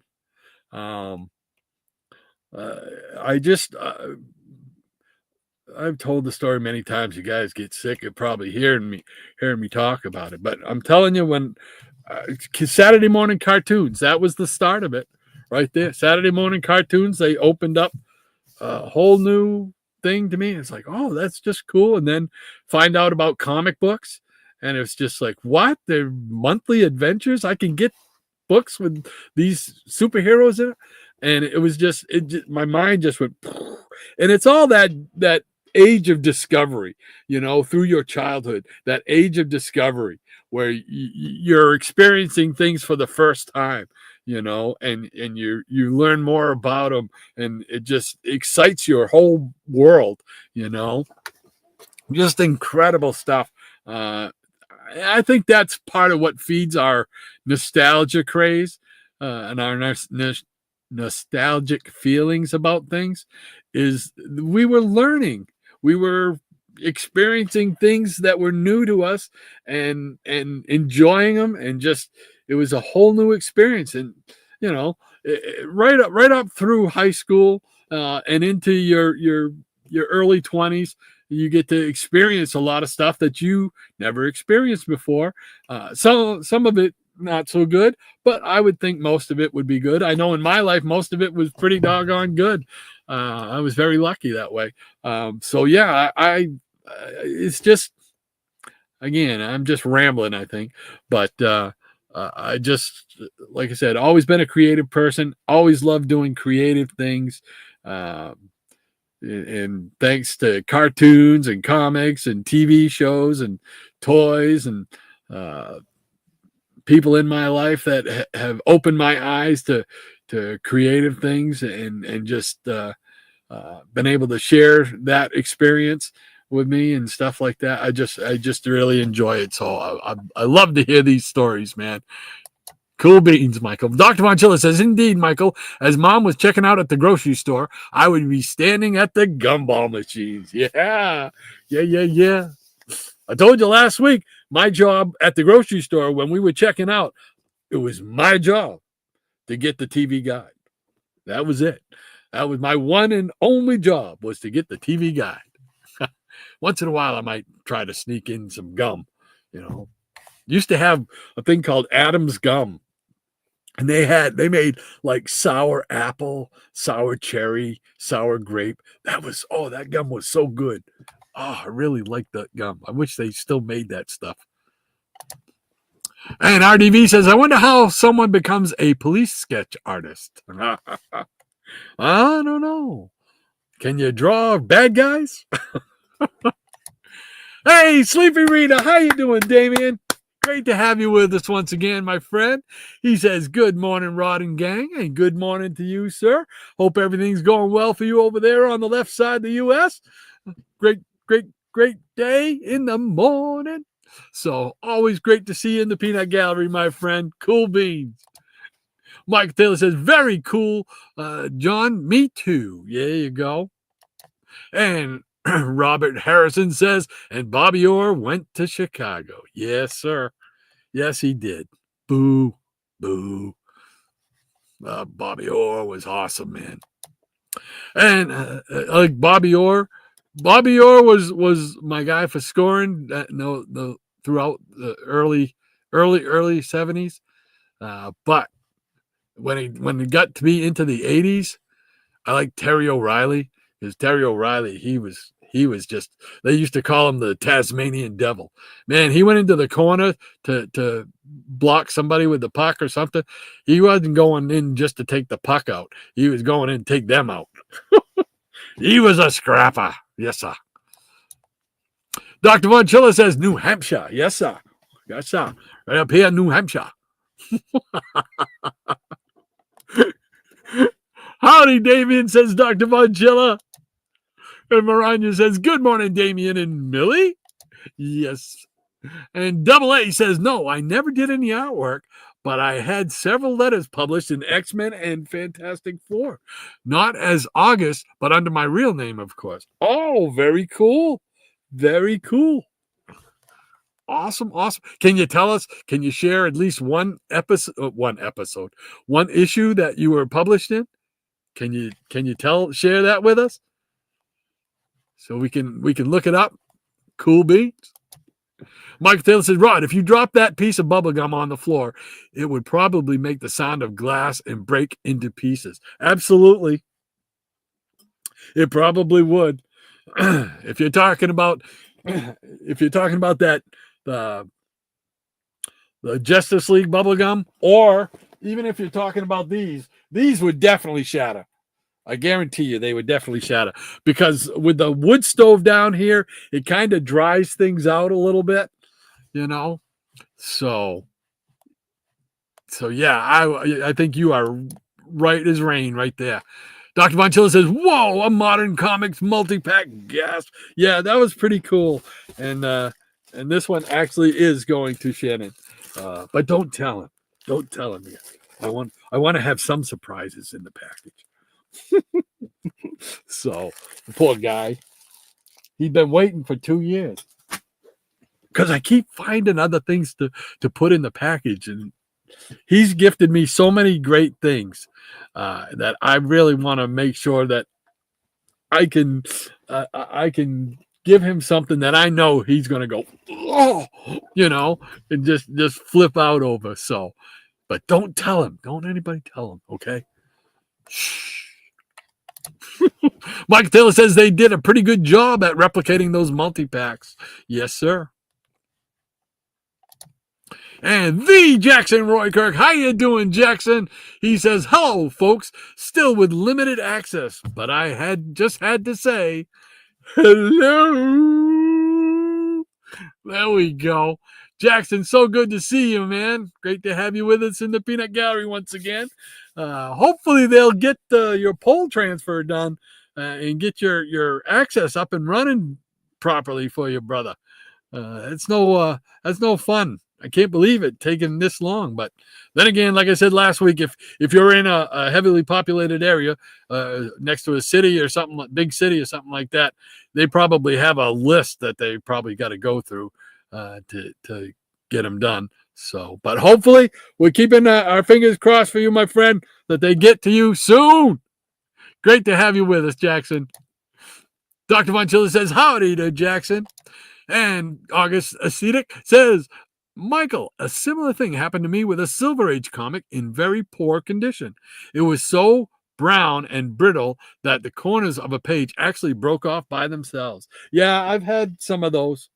Before, where, for some reason, I don't know if it's because they maybe were next to or got heated up somehow, so that it kind of cooked them a little bit, or been left in the sun in a window.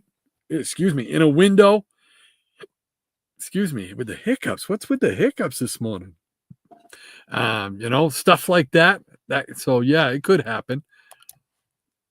Gil Kane lives. Well, I think we know what that means, right?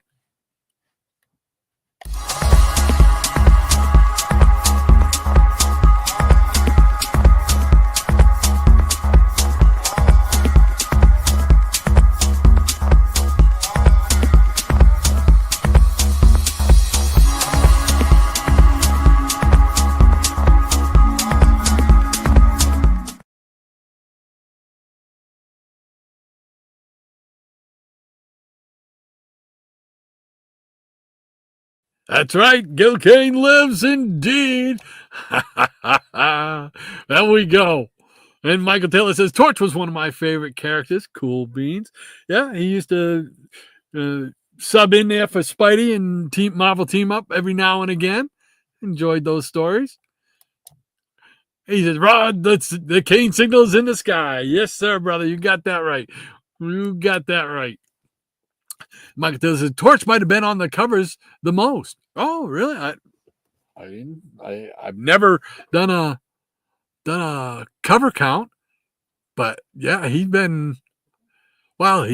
was on in Strange Tales for a good stretch. Fantastic Four, obviously, and he did some team ups. You could be right about that, Michael. That'd be an interesting thing to try and figure out. That would be very cool. Easy Comic Reader, how you doing, Easy? He says, "Hey everyone," he's waving everyone. "I overslept. That's all right, man. You just needed the rest. That's all right. We're right here. Whenever you get up and you get a chance to check it out, we're right here. I tried to do the Barry White song for you today. I hope I did you proud, brother. So we'll let me know. You let me know." I can't get down as low as old Barry White though. Ooh, he gets down there. Great to have you with us, Mike. Hope everybody's doing well now, my friend. Oh, my nose is running. Whoa. Better catch it. Better catch it. All right. All right. There we go. All right. What do we got going on now? We got Maranya saying hello to you too, Jackson. There we go. The Jackson Rourke says, one of my first comics was MTU 31. Oh, really? Cool beans. Cool beans. Love hearing those stories. I wish I could remember my exact first one. I think I'm close, but I think it was like Green Lantern 64. No, it can't be. Can't be because that was 68. But I remember that one. But I also remember the Brave and the Bold 70. I think it was 70 with Batman and the Spectre. First time I was exposed to Neil Adams. I think that was like the first time I remember it or something. My memory is just gone. But that's very cool. Maranya says, hey there, ECR. Didn't Dolly June and Amos Moses wake you up? Amos Moses was a Cajun. He lived by himself in the swamp. Love that song. Jerry Reed, baby. Dr. Von Chilla says, howdy, ECR. Hey, Ranger Sly. How you doing, Ranger? Another neighbor to the north. How are you this morning? He says, howdy, Hot Rod, Our Lady Maranya, peanuts, nuts, and fellow four-color aficionados. He covered it all right there. Hope everything's going well for you this morning, Ranger. Great to have you with us here in the Peanut Gallery once again, my friend. So we're going to be showing some more comics here shortly. So stay tuned. And Miranda says, hey there to Ranger. And Dr. Von Chilla says, Ranger in the house. There we go.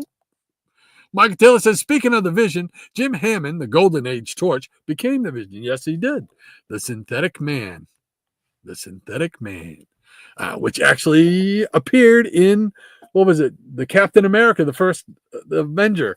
Captain America, the first Avenger movie. So I marked out when I saw that. I'm like, oh, I knew all us old time comic fans were gonna pick that up. I mean, it was just like the Synthetic Man, Professor Horton's Synthetic Man. It was like, yes, give us the Vision. Ranger Sly says hi to Dr. Von Chilla. And Dr. Von Chilla says the Simonson Metal Men are killer books. I like Simonson's work on there too. Yeah, absolutely. I agree with you, John. Absolutely. I liked his work on Thor too. Very cool. Cool killer books. Yes, sir. Easy Comic Reader says, hello, Maranya. We're giving a wave. Hey there, DVC, he says, with a big smile. Mike Taylor says, one of my favorite team-up covers, I forgot the number, was where Spider-Man is on the top of the bridge and Werewolf by Night is coming at him. Oh, yeah, yes. I remember that one. I don't remember the number, but I do remember that one. I have that one somewhere in there, in the box. It's in the box. What's in the box? Ranger Sly says, howdy, Easy Comic Reader. And Easy says, hey there, Ranger Sly. Big old smiling away. Double A says the 1940s torch was just like Frankenstein in the way that he was both created and persecuted. Mm-hmm. Very cool. Well, not cool that he was persecuted, but you know what I mean. You are correct, sir. Dr. Von Chilla says, MTU 12, Michael. There you go. There you go. Dr. Von Chilla dropping knowledge. Boom. Man, you pull that out of the hat like that. Man, I can't keep all that stuff, that information in my head. My head would explode. That is awesome. Cool beans. Thank you very much, John.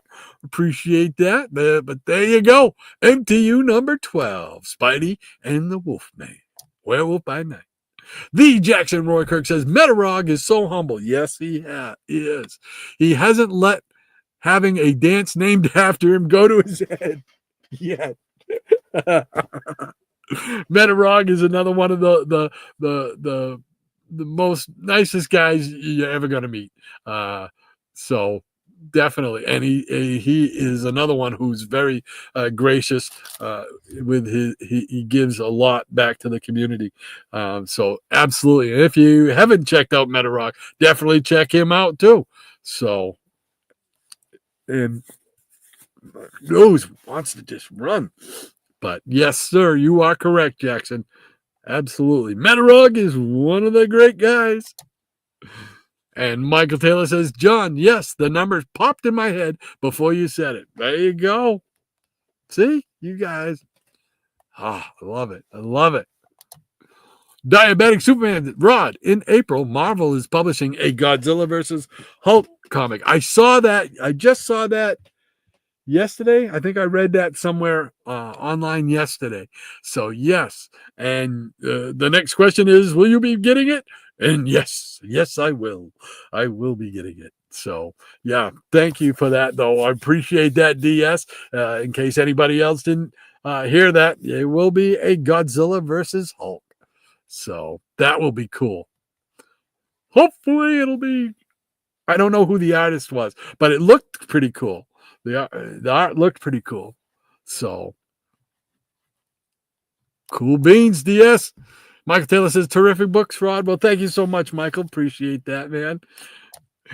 Easy Comic Reader says, Shannon. Yes, Shannon was here. Dr. Von Chilla says, Shannon lives. Yes. The Jackson Roy Kirk says, 5 hours.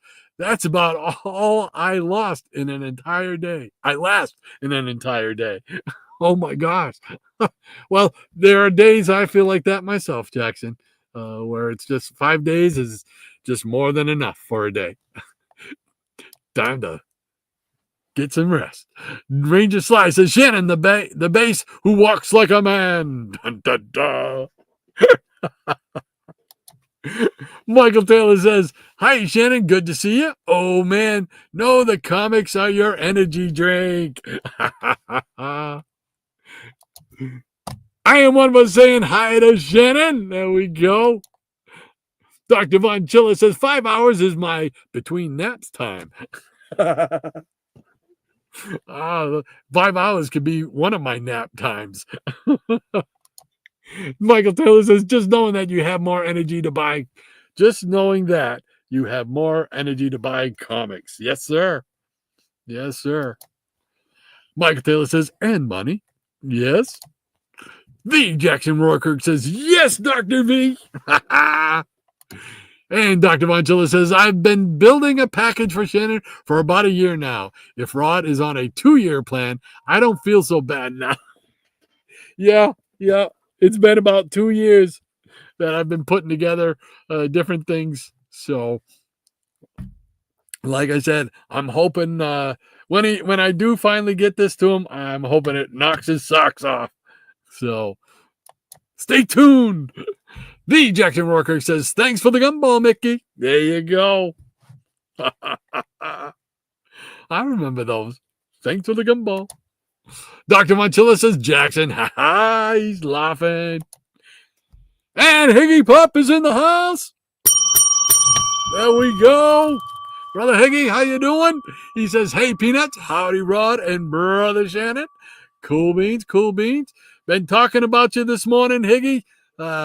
In honor of Rob Triple C sending you the bubblegum machines, I brought out my bubblegum machine that's similar to that one, and my first bubblegum machine, which is this carousel on a stand right here. In honor of you getting that bubblegum machine sent to you by Rob, who is awesome. So very cool indeed. Congratulations on getting that bubblegum machine. That's cool, man. I love it. Dr. Von Chilla says, howdy, Higgy. Eric K says, I can only imagine the AOK you are building for Shannon, Dr. B. There you go. You know it's going to be full of great covers. You know that. Eric K says, hope you are well, John. Miranda says, Higgy Pop, how are you and Hawk Dog doing today? We want to know. The Jackson Worker says, okay, gang, got to head out. Have a great weekend and week ahead. You as well, Jackson. Take care. We'll see you hopefully next week. And same bat time, same bat channel, brother. Take care. And Miranda says, take care, Jackson. Dr. Vodchilla says, I'm doing well, Eric. I hope you are too, my friend, he says. Easy Comic Reader says, take care, Jackson. Giving a big wave. Eric K says, I am well, John. Thanks for asking. Cool beans. The Jackson Roykirk says, he's sending Miranda a little love right there. And Eric K says, I am well, John. Thanks for asking. And Ranger Sly says, take care, Shannon. Happy trails to you until we meet again. And Eric K says, whoops, sorry for the duplicate message. That's all right. It's twice as nice. Oh, somebody's hollering up there. Oh, cats might be fighting. Oh, no. Oh, no. Miranda says, I grew up in an artistic family. My dad was an old school draftsman for the Washington Gas Light Company, drawing plans for pipes. My mom did some pastel drawings, and my brother drew a lot. Very cool. All right. Get the whole family involved. I love it. I can relate to your dad a little bit because I did a lot of draft work for the cable company, doing building out plant and stuff like that. I would put it on the maps and draw in, and a lot of it you could do the calculations on cable loss and how much you were going to lose with the electronics and blah blah blah, all that kind of stuff. But yeah, I used to do like a graphic design showing used to call them plant extensions because you were extending the cable plant. So, but yeah, that was part of one of the many hats I wore there at the cable company throughout the years. 40 years there, man. 40 plus years. Doesn't seem like that. It seems like it was not too long ago I was learning how to climb poles. Never liked climbing poles. Miranda says, my brother hated taking an art class in college because it was graded subjectively. Yeah, well, it's hard to. I mean, art is subjective for the most part, unless they're trying to, everybody's drawing the same thing. Everybody draw an apple.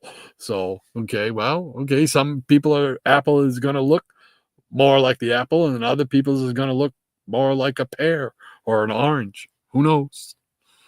Who knows? Michael Taylor says, part 1, there's this YouTube video. I forgot the name of his channel. He buried his spinner rack under his house, went back to that house, and it was still there, and people let him take it. Oh my gosh. Oh, wow. Oh, it's telling, somehow my thing got unplugged here. So before we get knocked off the air, let's plug it back in. There we go. So, wow, that is cool, Michael. If you think any more about that, right, put the comment down because I would like to watch that one. I'll have to try and see if I can't find that one because that would be interesting to see. Holy cow. I wonder how many years passed. Did it say? Did you say? Bum, bum, bum, bum, bum. Wow. Crazy. Dr. Montilla says, yeah, I remember that tale, Michael. Oh, cool. Mike Taylor says, see you soon, Shannon. And Michael Taylor also says, John, that was a great video of that spinner rack. Yeah, that sounds it. Michael Taylor says, yes, the JLA gum and the gum balls probably would as well. Yes, they would.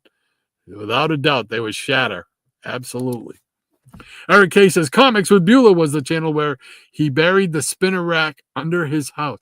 Bueller did? Bueller buried the his spinner rack under his house and then went back later? Holy cow. Dr. Von Schiller says, thanks, Eric. I'm going to have to revisit that one. Yeah, I want to see it. Cool beans. Mike Taylor says, Eric K., yes, Comics with Beulah. It's an old video. I'll have to check his archives and get there and find that because I'd like to see that one. And there we go. We got the pause line. That means we're going to show some more comics, more comics, more comics. All right, here we go. Thank you, Maranya, for that. And let's see. Let's start off with the first part of the Defenders. So from Marvel, we go. This is a 25 center. This is Marvel feature number 1. Now, the Defenders, this I think was the first place they were called the Defenders. But these 3, well, no, not these 3. It was Hulk, Submariner, and the Silver Surfer teamed up in Submariner number 34 and 35, if I'm not mistaken, for a 2-part story where they battled against the Avengers. And it was really cool. But this is the first appearance of the actual Defenders, as they're called, the Defenders. But Silver Surfer is not there yet. But I love it. Square bound, baby. Yeah. So, and here is Marvel feature number 2. I know Shannon will like this one because it's the old picture frame cover. Sorry. How about if I say it right? That would be nice. So, and I really love this cover. I just like the way, number one, I like the artist. I think this is Barry Windsor Smith, I think. No, I think this is Gil Kane, actually. I'm looking at the Hulk, and I think this is Gil Kane. I'm looking for a signature on here, but I don't see one.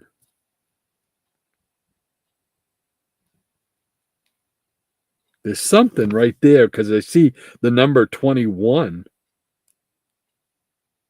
but I don't know what it is. I think this is Gil Kane. But I love the way they did the coloring on this. I've seen it done a couple of times like this before. Like Fantastic Four number 12 had a great coloring of the Hulk and whatnot on the cover and the thing. Very cool. But this is Marvel feature number 3, the third appearance with the Defenders. But it's just the coloring on the Hulk. I just love the way they shade it. Use the 2 shades of green. Of course, there's Zemnu, the Titan, who was originally called the Hulk way back in, what was it? I don't know if it was pre-code. Must have been pre-code Marvel or Atlas. Monster Tales. Monster Stories. So, but I like this one. Now we jump over to the square bound specials, king size annual number 1 of the Defenders.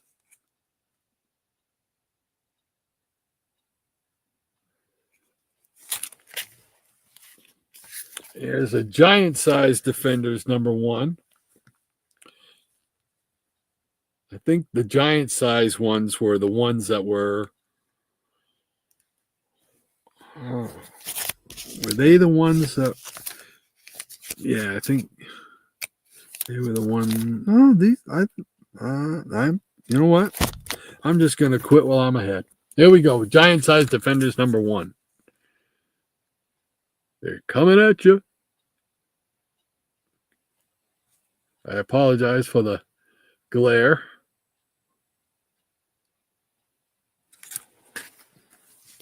Here's number 2.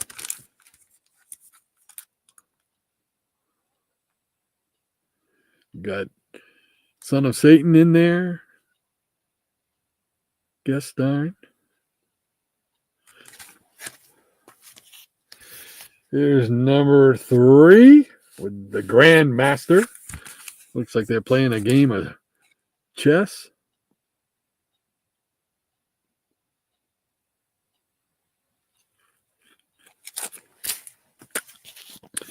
Here's number 4. This is probably my favorite of their giant size ones.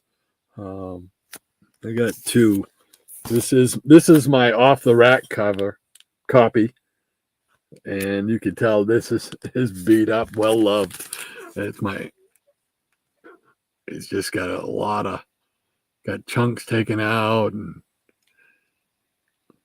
just well loved. And I got an upgrade not too long ago, but it's got the Squadron Sinister in it, and I always loved the Squadron Sinister or Squadron Supreme, depending on which side of the coin they're on in that particular story. But very cool. Love those characters. And here is, I got to get an upgrade on this one too, because this is well loved. This is number 5 of giant size Defenders.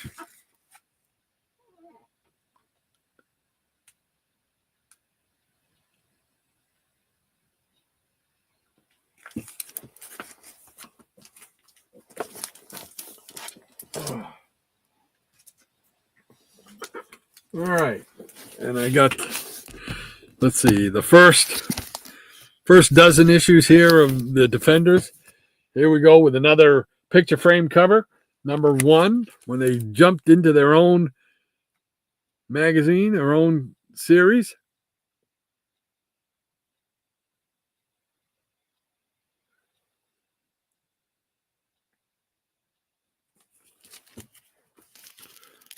There is number 2, The Search for the Silver Surfer.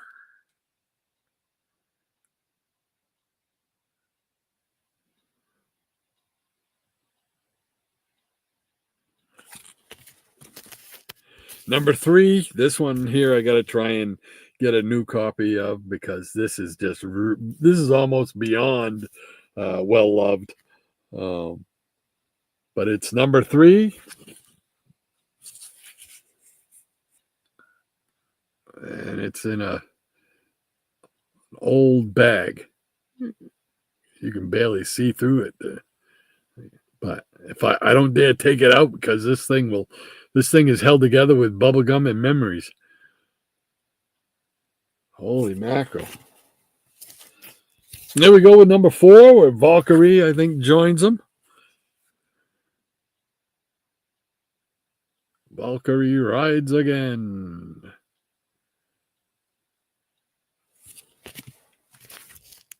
Number 5.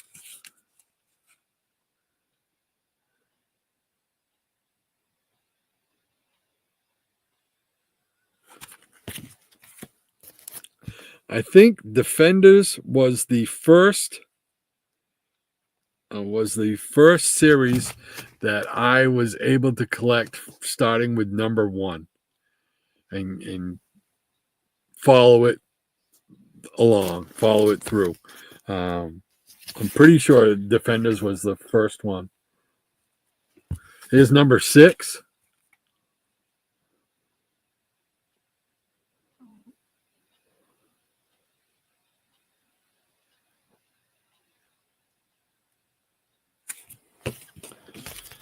Here's number 7 with a Tuma. It's not the Tuma. It's not the Tuma.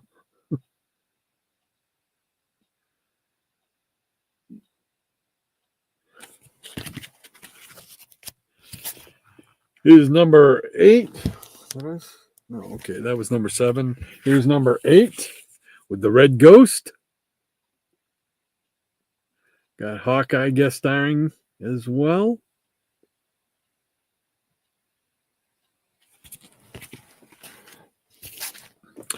And then we were into the the Avengers Defenders War. And these are the next 2 issues were part of that. And this is number 9.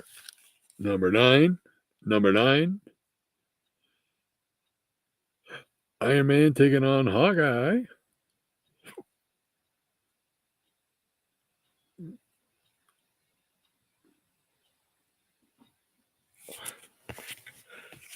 And then, excuse me. And then there was this one here, which was, man,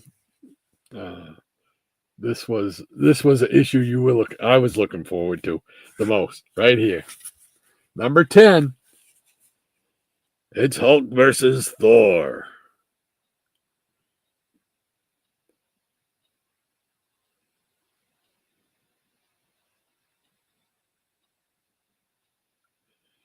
This year, old school knockdown drag out right there. Then we go with number 11. Guest starring the Silver Surfer.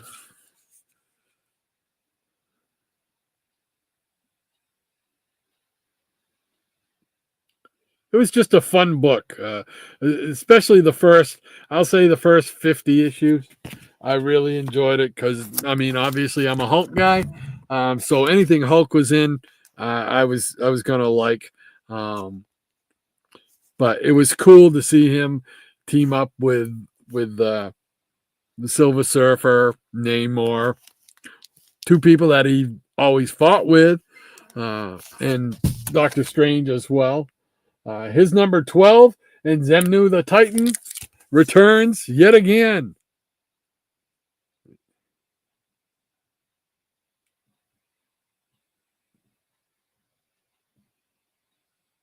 Dun, dun, dun. All right. Cool beans. And let's see. I got some House of Mystery. But let's see.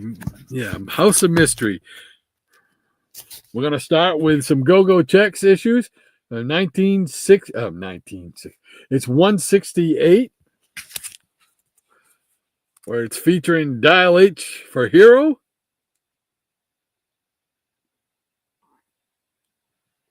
Dun, dun, dun. These are cute little whimsical stories. You know, they don't take themselves too seriously. And I just always thought it was cool to you have a device that could turn you into a superhero just by dialing up the word. So that's pretty cool. Here's number 169.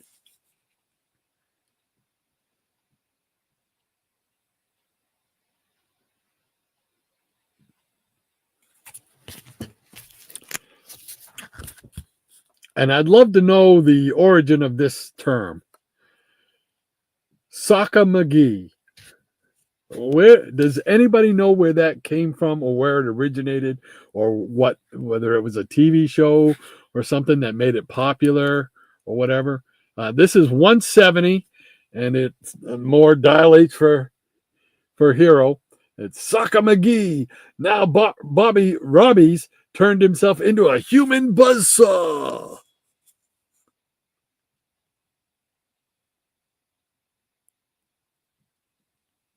Soccer McGee. Here is number 171. Who's that one? No, that was 170. Here's 171.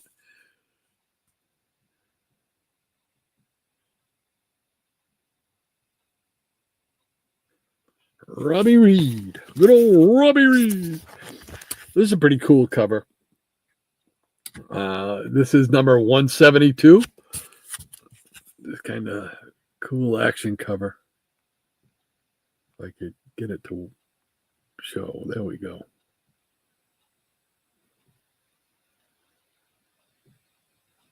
Bum, bum, bum. Here is 173. Will he dial G for good or E for evil? Only Robbie Reed knows for sure. Unless you buy the book.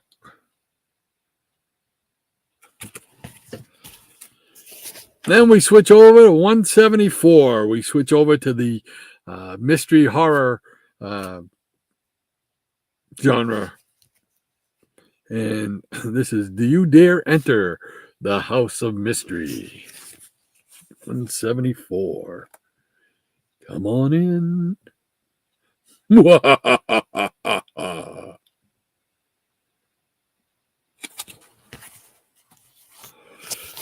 Here's a Neil Adams cover. Here's jumping around to 182.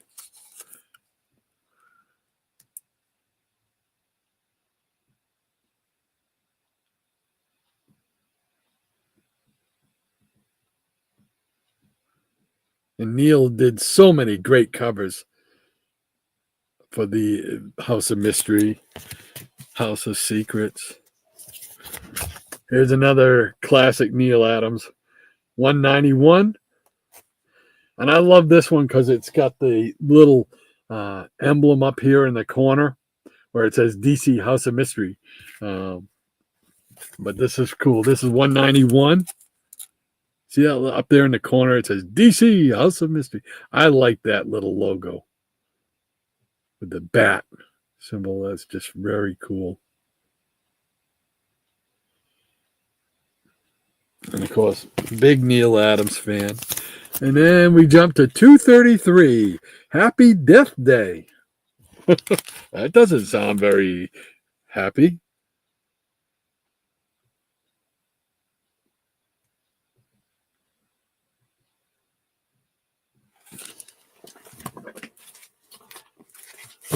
All right. And then I had some other little things here, if you don't mind. I'm just going to indulge myself. Not really comics, but they do deal in some comics.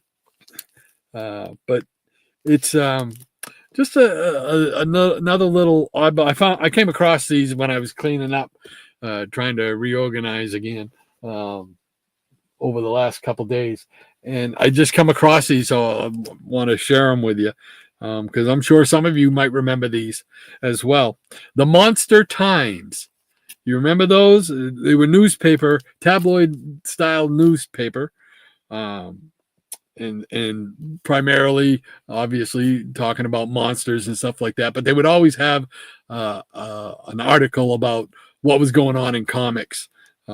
This one here this was a super special number 2, which features Star Trek.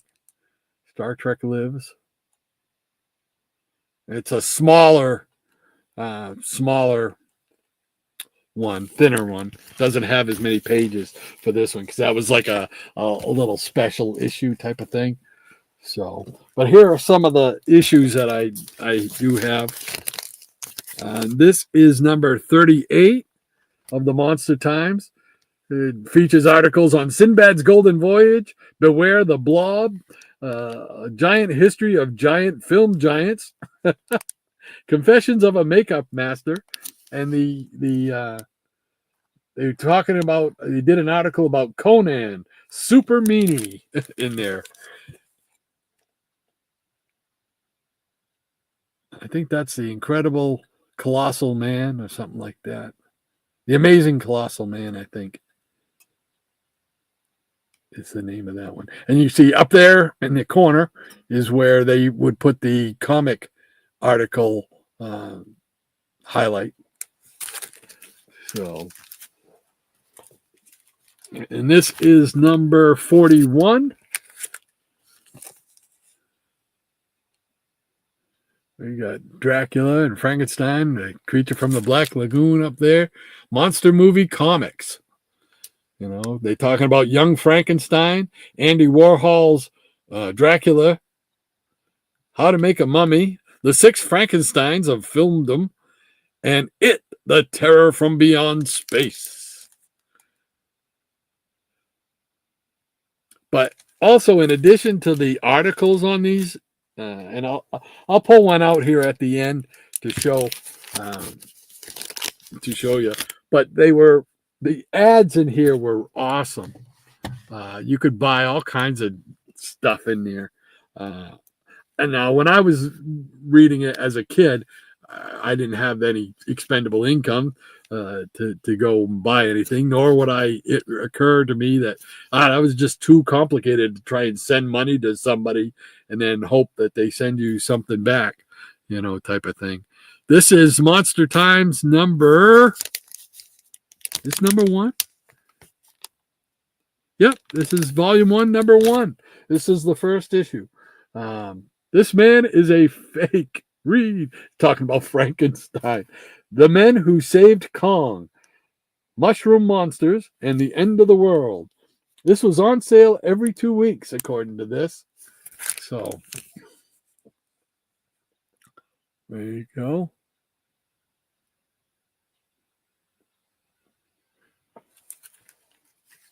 I'd like to get more of these. I'd like to get the whole entire run of them. And it's, I'm sure it's possible to do. They run about $15 to $20 per issue. You know, this is number 7, the giant color poster. Yeah, they used to come with a giant color poster inside. Let's see, Godzilla, King of the Monsters, King Kong Comics, and King Kong Meets the Giant Bug.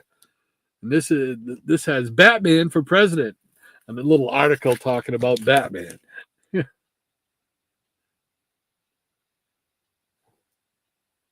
Just cool stuff. This one of those things. I never saw it locally. All right, there's this one, and I'll take this one out so we can look at it.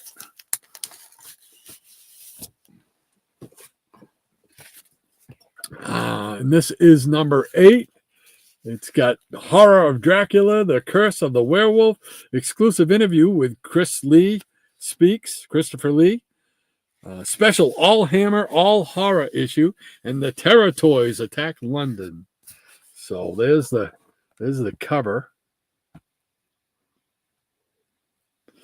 And then on the inside, I have this. It's the Mona Lisa. You got a couple fangs there and got a hammer. Oh. And they're talking about the Curse of a Werewolf comic.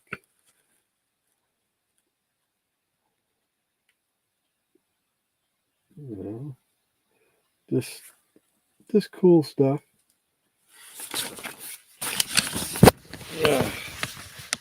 Let's see. They're so brittle. You know, we were talking earlier about the comics being brittle, but these are so brittle. This article on Christopher Lee.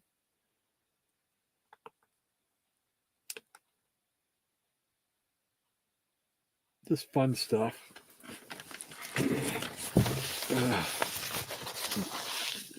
You got to be extremely careful.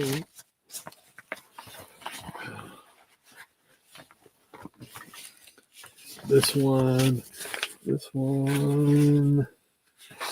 didn't have the poster, did it? I don't think it did. Oh, yes, it did. There we go. There's the poster. And it's Christopher Lee as Dracula with a little, he's being staked out. Dun, dun, dun.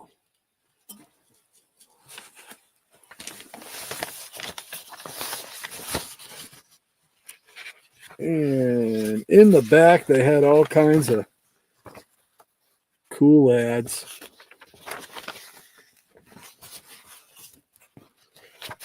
Oh.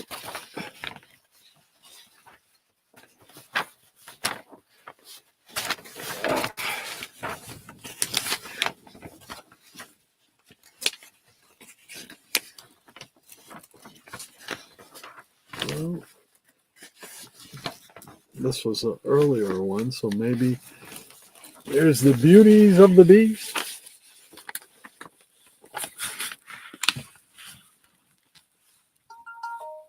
So,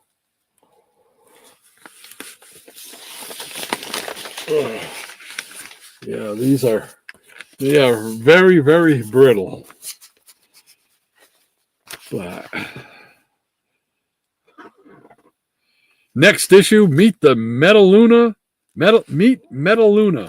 the mutant.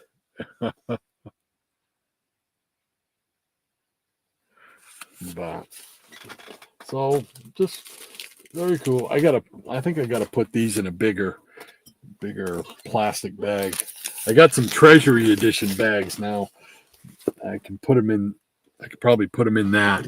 So, all right. Well, let's go back to the peanut gallery and see what you folks are saying. There we go. Thank you so much, Maranya, for keeping me in line, getting me back on track. Michael Taylor says, John, it should be in his playlist. Still talking about the Comics with Bueller video, I believe, and where you can find it, about that spinner rack that he put under his house. Unbelievable. Dr. Munch says, the first comic I remember seeing is ASM number 32. It was before I even knew how to read, but that last page is burned into my brain. 32. Well, I don't think I have 32. I think that was one of the ones I sold, because I sold a lot of the early ones. Medical bills. You got to do what you got to do. But that's very cool. ASM 32. Amazing Spider-Man. Cool beans. Michael Taylor says, one of my favorite books was Fantasy Masterpieces. Yes. With the Golden Age torch in the tube. Might have been issue 9. Yes. I don't know if it was issue 9, but I know the one you're talking of. Yes.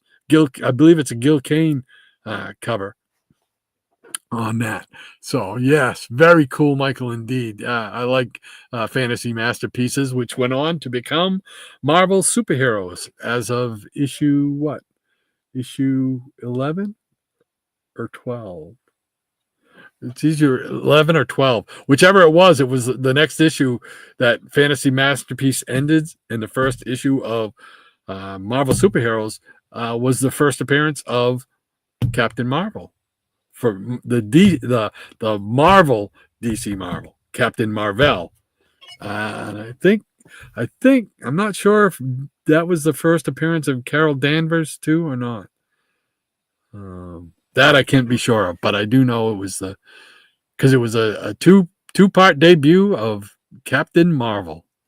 So very cool indeed. Dr. Von Schiller says, yeah, that's the one, Michael. Gil Kane killing the cover illustration. There you go. Double A says, Michael, I remember an issue where the two torches fought each other. Wasn't the Mad Thinker in that one? Mm-hmm. I'm trying to remember the Mad Thinker. Was that in a Strange Tales? Was that in Strange Tales? I'm not sure. Michael Taylor says, Rod, the Kane signal is in the sky again. You think we should run it twice? What do you think? Let me know. Dr. Von Chili's laughing. Miranda says, John is taking more and more after Lady Pauline with all those cat naps. Oh, there you go. Nothing like a nap, man, sometimes in the afternoon, especially in the wintertime. I find that I do that. Not so much in the warmer weather, but in the wintertime, it'd be football on Sunday, and I would sit there, and sometime between 1:30 and 2:30, I would drift off, and I could sleep for about an hour and a half, and then I'd wake up, and the family would be there watching football, and they'd all look over at me, hey, welcome back, sunshine, But that was, hey, what can I tell you? That was my little cat nap Sunday afternoons in the wintertime. I still do once in a while. Mike Taylor says, August, are you thinking about that bronze torch number 1? The Human Torch series? Is that what you're talking about? I think, Michael? I think that's what Michael's talking about, is the Human Torch series. Double A says, no, Michael, the torch fight was in the FF Silver Age. Oh, that was one of the annuals. Was it like the second or third annual? I think that was it. Michael Taylor says, August might have been And Michael Taylor says goodbye to Jackson. And Double A says, Michael, I remember the huge dog Lockjaw was in that one too. Oh, yes, Lockjaw of the Inhumans. Transporter dog. Dr. Monchilla says, indeed, Maranya, Pauline follows me upstairs. And I think, okay, well, I'm standing here beside my bed. Maybe I'll just lie down for a nap, lie down for a while. Yes. And come on, tell me the naps aren't even better when the Pauline might lay with you, lay on you, and take a nap with you. My cats, they did that when they were young, and then when they were middle aged, they didn't do it so much. Now they're old. Now they want to have the warmth and everything. So my buddy George, he's a tabby cat. He's a big tiger tabby cat. I sit down in the recliner, and usually it's not more than 5 minutes, and he'll come up and he'll want to lay down on my chest, and he'll just give me that look like, hey, you don't mind if I just hang out with you a little bit? Clunk. And then he clumps down on my chest, and he'll stay there for a good half hour or so. That's the best, man. That's just the best. Michael Taylor says, cat fight. Yeah. I think that might have been what I heard earlier was up there. Michael Taylor says, August, okay, cool. Michael Taylor says, Defenders had some of the great action-packed covers. Yes, sir. Yes, they did. I really liked those the really early ones were super. And they got to fight the wrecking crew and stuff like that. That was just great stories, Eric K says, that is Gil Kane on the cover of Marvel Feature 3, and that is my favorite cover of the 3-issue Defenders run in that title. I agree with you. Eric. I love that coloring style that they do, and they didn't do it everywhere. They only did it a few places that I remember seeing it like that. But I really, a couple of times was with the Hulk, and I really like that look, man. I don't know what it does. It like adds maybe a 3D layer to it or something. I'm not sure, but I just really, really like that. I'd like to know if there's a certain technique or whatever they call it, because that was pretty cool. Michael Taylor says, some people consider that book as the Hulk prototype. Well, the Zemnu, the book with Zemnu first appears in the pre-code monster books. Yeah, that he was called the Hulk in things. So yeah, they consider it the Hulk prototype. I know. I'd always wanted to get that. I've got it in reprints. Monsters on the Prowl or whatever issue it was in. I got the reprints of it, but I would love to get the original, just to have the original, because I'm like I want to be a Hulk completist type of thing, and that would be super cool. But right now, those pre-code monster books are, yeah, yes sirree. Dr. Monchilla says, Marvel Feature number 3 is a haunting tale rolling around in my memory since buying the book off the rack. Easily one of the most memorable books from my childhood. Oh, that's cool. That is awesome. Yeah, very cool indeed. I love it. I love hearing the stories. Michael Taylor says, Marvel Feature 3. That is. Yes, sir. Eric K says, it is a great issue, John. That villain returns in Defenders number 12. Yes, sir.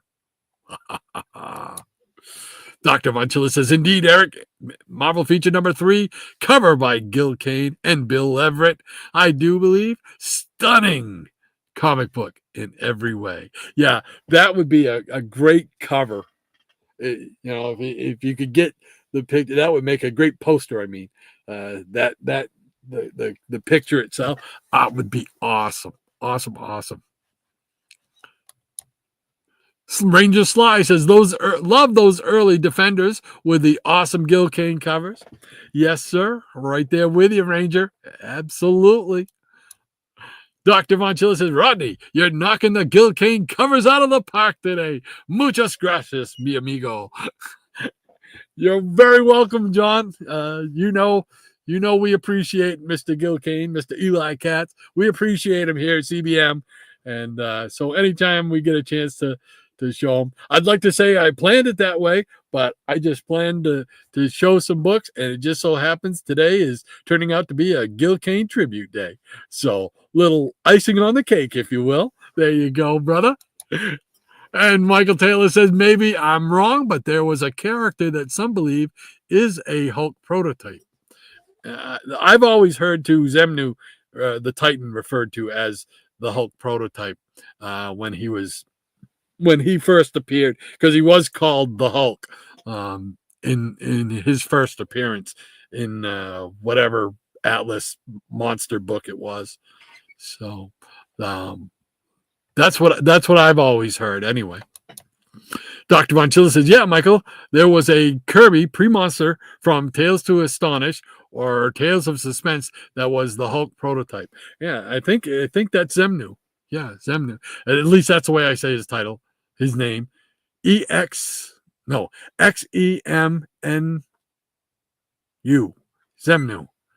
Zemnu. I think. Eric says, Defenders 10 was the first comic book I remember looking at. Oh, cool. My brother bought it along with a few other books. Awesome. See, I can, when people tell the stories like that, I can put myself, okay, I remember Defenders 10. What was I doing at that time when I was reading that book, or where I picked that book up, which would have been over here at the snack bar, stationery store, and lunch counter. I mean, it just automatically puts me into that frame of mind in that time frame, and I just love hearing it, because it just brings me back. So I love hearing it, Eric. Thank you. He says, I finally picked up my copy of Defenders 10 at Heroes Con last year. Yes. Good for you, man. Good for you. All right. Add it to the old collection. Yes, sir. Dr. Von Chilla says the Avengers versus Defenders was an extremely exciting event in my comic book childhood. I agree. That was such a big deal to me. What? Heroes fighting heroes? What is going on? What is happening in this Marvel world? So, yeah, I was right there with you, man. I loved it. I couldn't wait for the next issue, the next part to come out. Excellent. Michael Taylor says, yes, John, yes, I forgot its name. Yeah, I think it was Zemnu. Ranger Sly said, Dial H for Heroes, Soccer McGee. Where did Soccer McGee come from? Was that from a TV show? It sounds like something, a catchphrase that would have been something from like Leave It to Beaver or something, Michael Taylor says, John, yes, I knew it was a pre-hero monster. Yep. And Michael, Dr. Von Chilla says, Michael, a few years ago, I could have told you his name without hesitation and the book where he appeared, but I'm fading away now. Fading away. Easy Comic Reader says, sock it to me in my best Nixon voice. Sock it to me. Yes, sock it to me. That's right. From Laughing. Sock it to me, sock it to me, sock it to me. Here come the judge. Here come the judge. Here come the judge.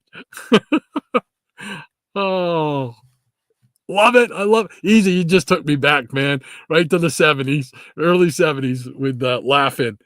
I used to love to watch Laughing. Great show. Suck it to me, suck it to me, suck it to me.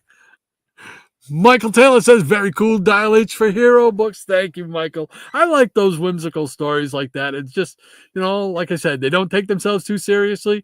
Plus, it was superheroes, and I'm a superhero guy. And so it was just a fun book to read. Maranya says, a quick Google Foo search says Soccer McGee referred to sock puppets. The actual origin of the word is not well defined, but it is often used to describe something mixed up, ridiculous, or implausible. Oh, I did not know that. So that's like an actual word. It's not just something that somebody made up with, like yeet. or something, whatever, that's cool. Thank you for that, Maranya. I've always wondered where that term came from. Very cool. Now I know. I'm going to add that to my lexicon. Sucker McGee. Sucker McGee. That's a great comic. Thank you, Maranya. Michael Taylor says, John, I think I know the name of the book and the monster, but forgot. Oh, and monster, but forgot his name as well. Michael Taylor, Monster Times were great. Yes, I liked them. I didn't get to see them too much around here. In fact, my first experience with Monster Times was up in Bangor, Maine, on the way to Canada. We were on our way to our summer trip in Canada, and I picked up I think it's number 26, issue 26, which was talking about Destroy All Monsters, the Godzilla movie where they had all the monsters on Monster Island and stuff. And I did not know about all these other monsters. I knew about Godzilla, Mothra, and Rodan, and there was another one, Gamera, because I had seen those in movies, and stuff like that. But all these other ones I didn't know about. It was like, oh, wow, I want to get, can I get this? I begged, man. I begged. Can I have this? Can I get this? I mean, because that was expensive at the time. 50 cents? That's 50 cents. Yeah, I think it was more than 50 cents at the time. Because it was a later issue. That's 50 cents when they first started. But so I really, that was my experience, my opening experience with Monster Times, and I fell in love with them. Michael Taylor says, Godzilla had some great Monster Time covers. Yeah. This is a good, cool monster. Robert Harrison says, I have all my Monster Times away years ago. Oh, you got the whole set, Robert? You lucky bugger, you. You got to show those sometime. You got to show those on one of your videos, my friend. I'd love to see them all. Michael Taylor says, later on, Monster Times incorporated superheroes later on. Yep. Yes, sir. And Michael Taylor says, unique Kong image. Yeah. And Michael Taylor says, the inside poster pinups were great. Yeah, they had some really cool poster ones. They were neat. I used to have a couple of them. I remember hanging up on my closet door in my bedroom. That was cool. I think I've told the story, but I'll just tell it again real quick. Because my mom still lives in the house where I grew up. I was born and raised in it, and in my bedroom, I still go back there and to visit my room, believe it or not. Just go back in and, I don't know, rejuvenate some childhood batteries. I don't know. But I used to put little buttons. I'd cut out little round pieces of paper, and I would put them all over the place, and I would pretend, thanks to the cartoons and stuff, that I could push a button and like a computer would come up out of my computer, out of my writing desk and whatnot and stuff like that. Well, I go back and there's still one button dot left, and it's on the inside. As I open my door, it's right on the top of the door, on the part that would be, the thin part, and it's still there. And every once in a while, I'm not ashamed to admit it, but every once in a while, I go and open that door, and I just push that button, and let my memory take me back. So just fun stuff like that, So let's see. Oh, I lost where I was. Yes, that was it. The inside posters. There we go. And Dr. Montilla says, I was 10 years old when I started ordering mail order comics in 1974. I would give my saved up allowance money to my mom, and she would purchase a money order for me. Oh, wow. See, that was all foreign to me as a kid. I never even knew what a money order was, and let alone an allowance. I didn't get an allowance until I was in high school, I think, when I actually started earning one. I actually did something to earn my allowance. I don't know, but before that, it would be once in a while if I would, mow the lawn or something like that. I would earn some money, but that was about it, man. They weren't going to just hand me my money. They taught me the value of $1 and a good day's work. I am one of us says, cool Monster Times. The first time I've seen this magazine. Thanks for showing them to us, Rod. Great covers and posters too. You can find them on eBay.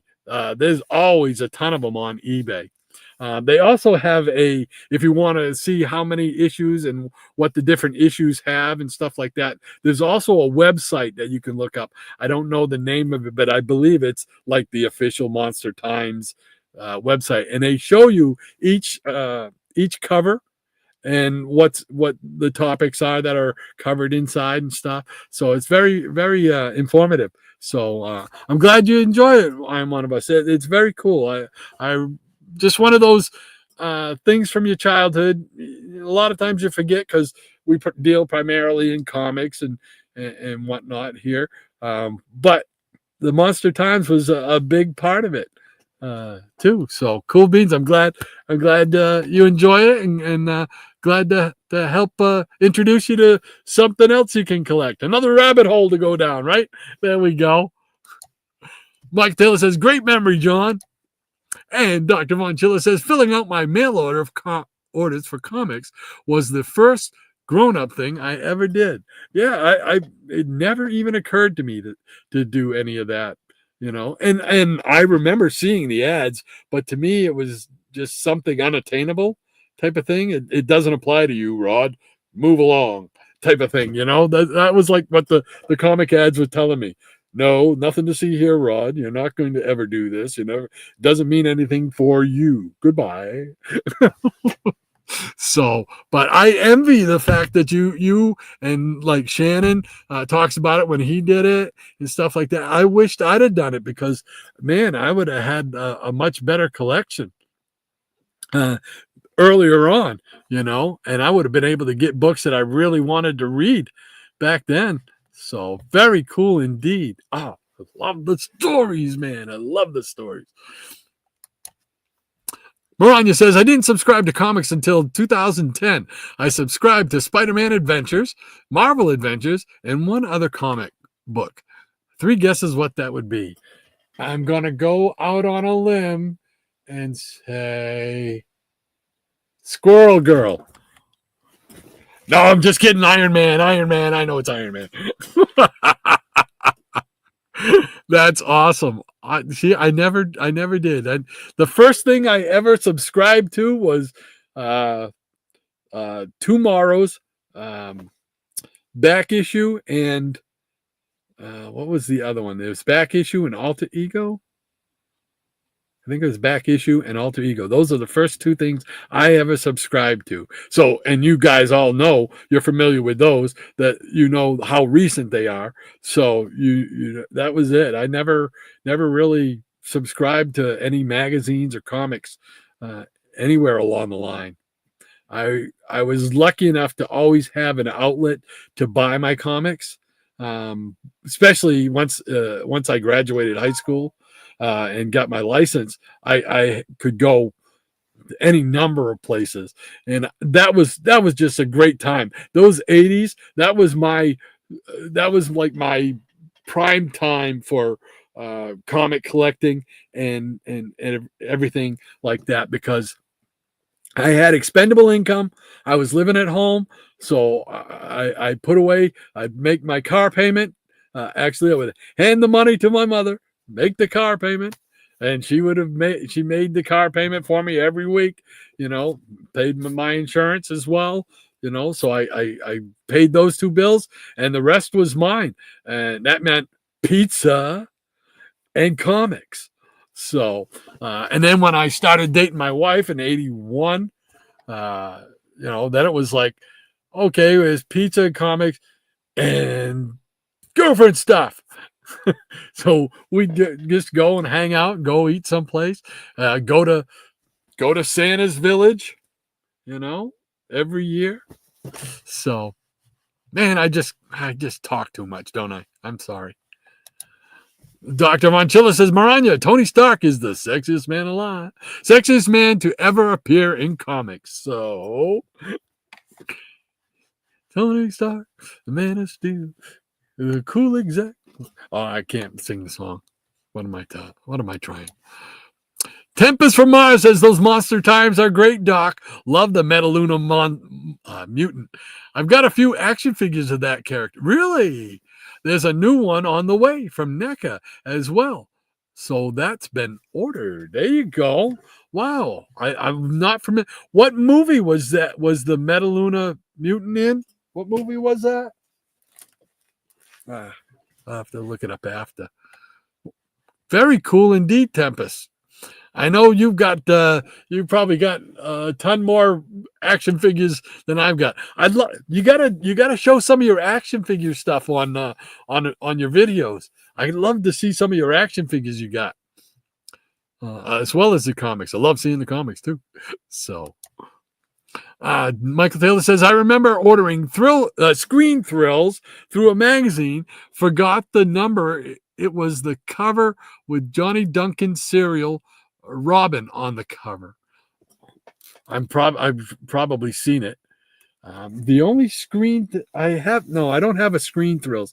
I've got one that was called Superheroes, Screen Superheroes, or something like that. Somewhere it's in my magazine, one of my magazine boxes, probably in that one right there.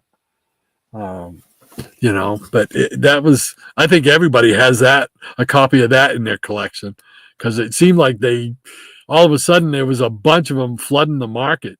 So Dr. Monchilla says, Screen Thrills. Wow. I haven't thought of that in decades, he says. Yeah, Screen Thrills, baby. Remember they used to have those kind of magazines, Screen Thrills and stuff like that, right at the newsstand. Very cool indeed. Maranya says, John, all I have to say to that is, ha-cha-cha. Dr. Monchilla says those monster times have a seriously intense draw for me. If I weren't through with collecting, I could see myself launching full thrust into a collecting obsession. Yeah, they were. I'm surprised you must have had some in your collection at some point. I would think, because I mean, I know you like all the same stuff that Shannon and I like. So I mean if not, man, that was very cool. I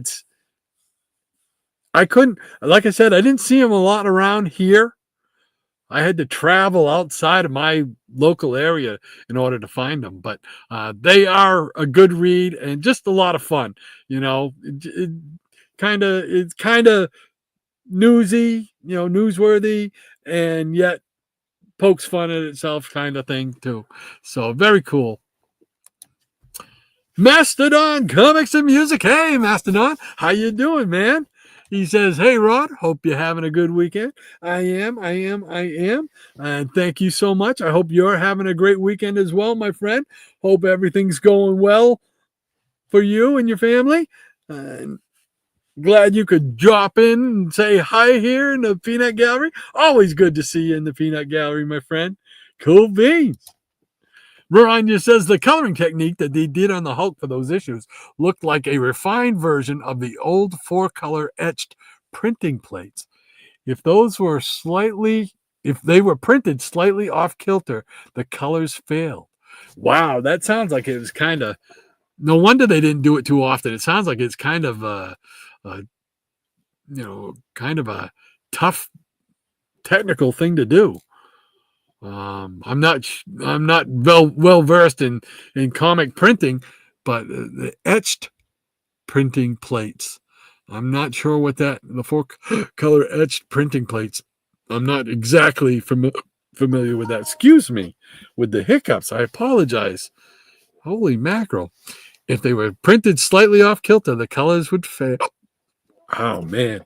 I don't know what the devil's going on with these hiccups. Okay. Thank you, Maranya, though. Thank you for that, because I love that technique, whatever it was. Excuse me. whatever it was. Dr. Von Chilla says, Mrs. Von Chilla is calling out for lunch. I'm making street tacos today, and I'm ready for them, he says. Hope we can all gather here next week. In the meantime, please love yourselves. John, always great to have you, sir. You are a legend in the community and one of the nicest people I've ever had the pleasure to meet. Thank you so much for hanging out with us once again, sir, and look forward to talking with you soon. Take care. Say hi to Pauline. Give her some treats for us. And Miranda says, hello to you, Mastodon.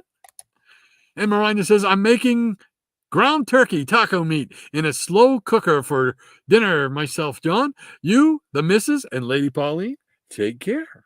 There you go. And sounds good, John. Later.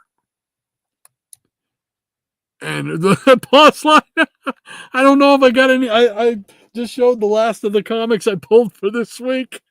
I'm sorry. Oh my gosh, it's already 1:15. And you guys got to get over to Triple C's $3 comic auction. I think it's still on Saturdays. He told me last week, and I can't remember. Doggone it. I should have wrote it down. I think he was doing. I know he's got one tomorrow on Sunday at noon. Is the $3 auction. So I'm not sure if there's one today or not.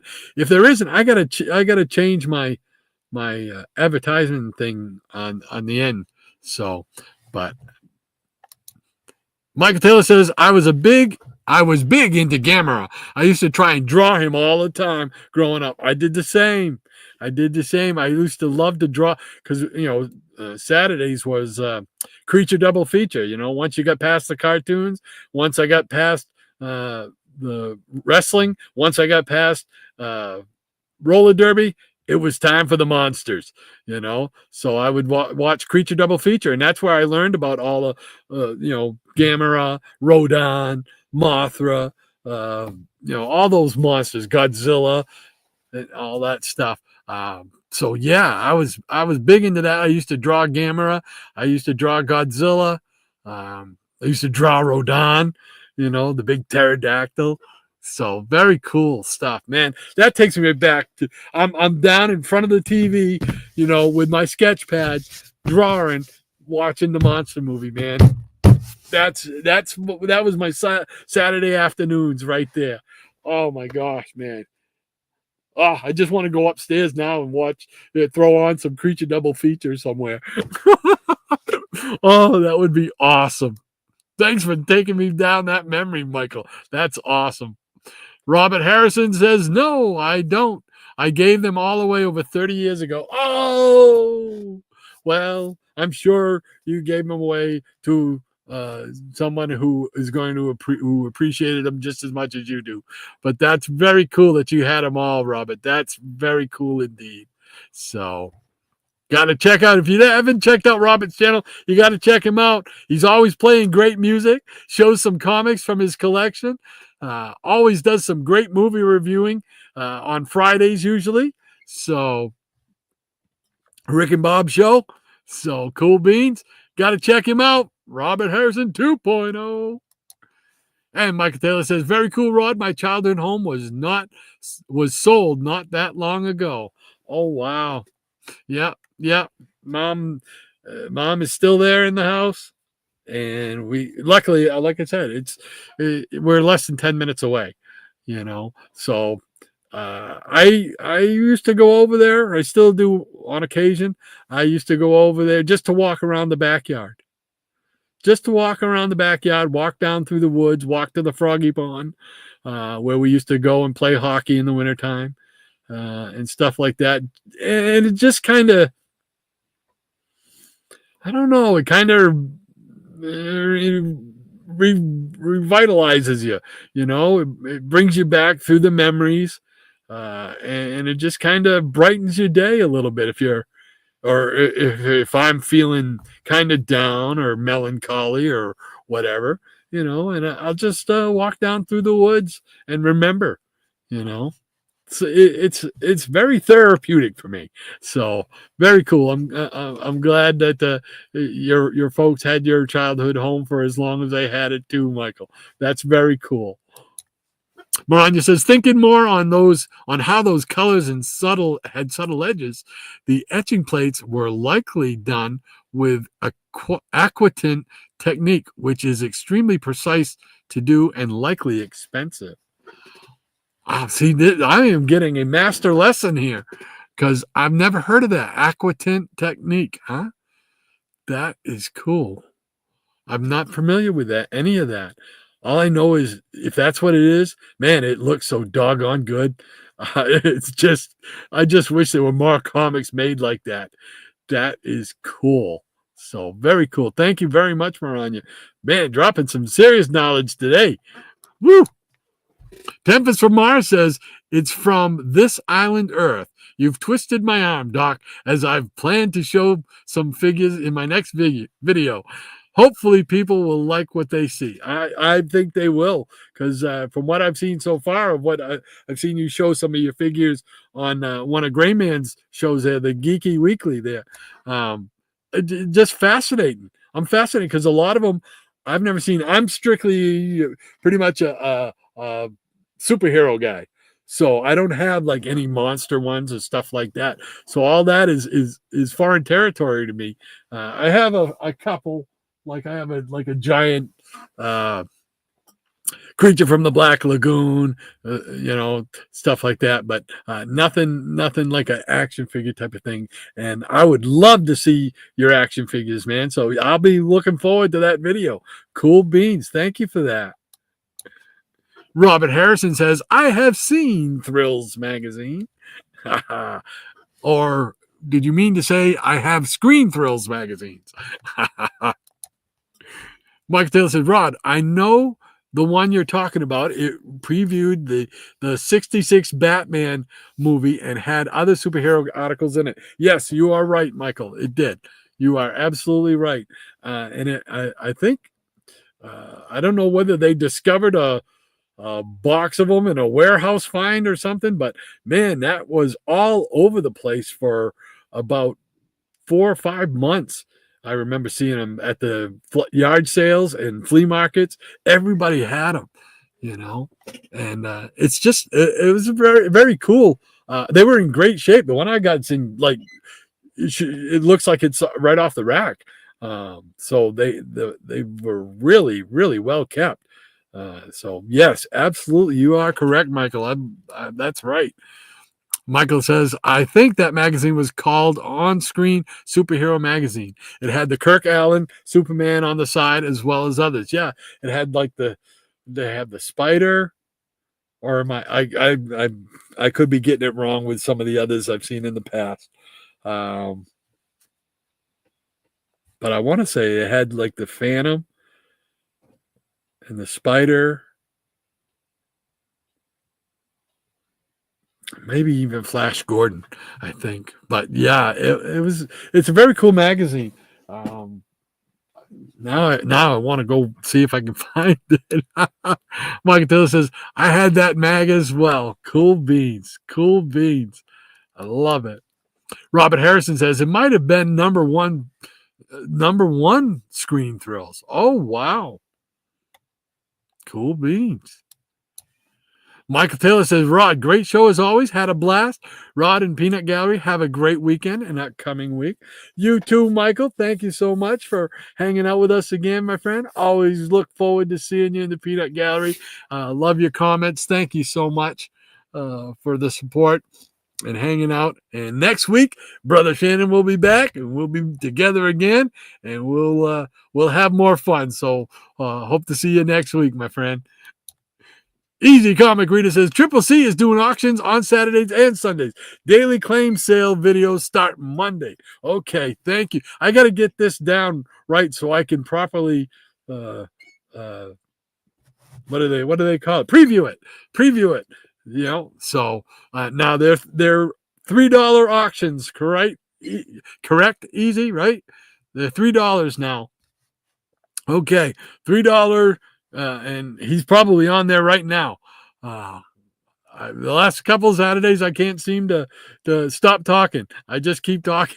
Next thing I know, it's 1 o'clock. But got to get over there and check out his his auctions. $3 auctions, start at $3. Can't beat that, man. Still free shipping, I believe.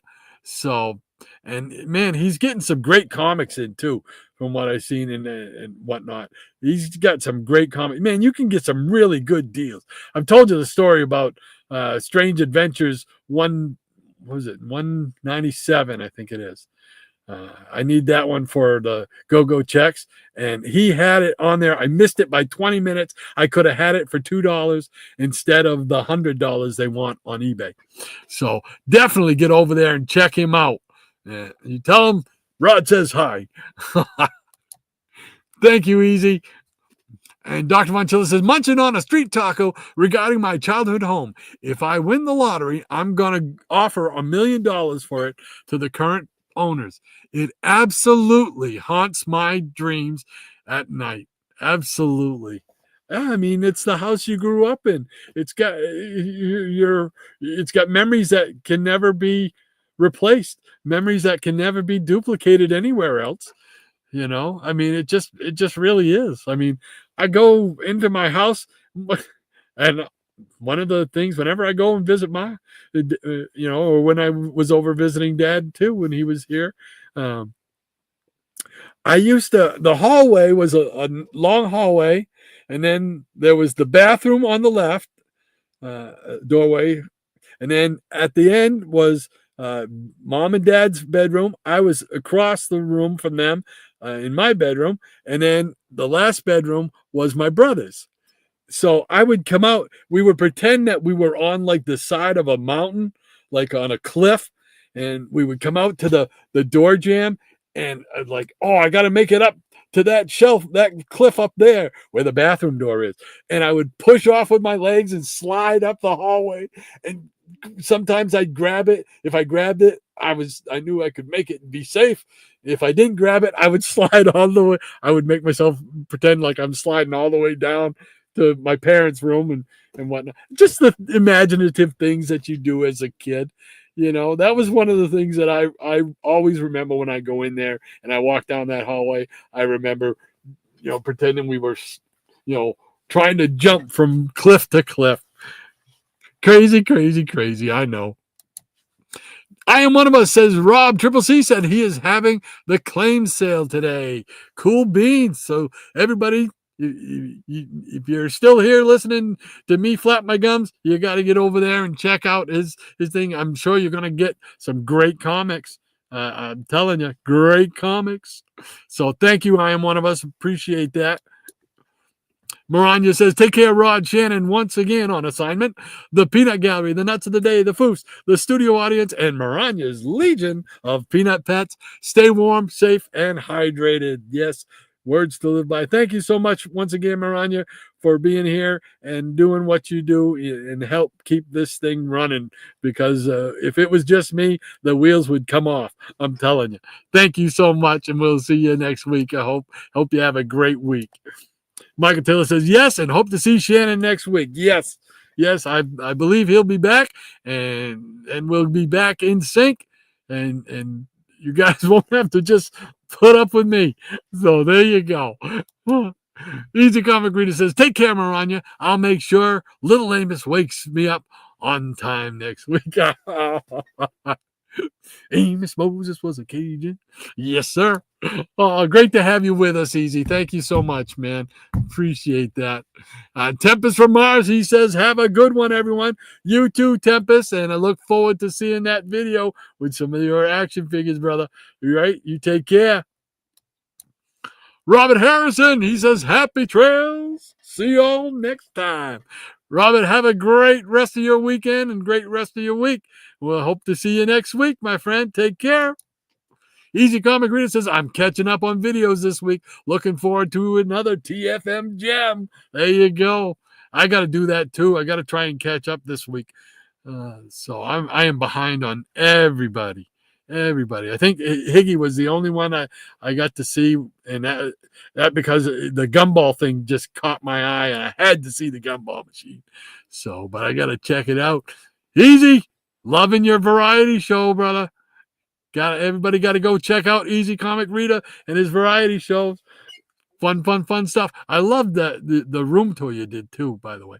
That was cool. I love seeing people's rooms. So that was just awesome, man. I wish I had a setup like yours where you have the shelving units where you can put the cardboard boxes in, because I do have like some cardboard boxes. You can't see them. There's one way up at the top. You can't see them, but I don't. Because I don't have the space.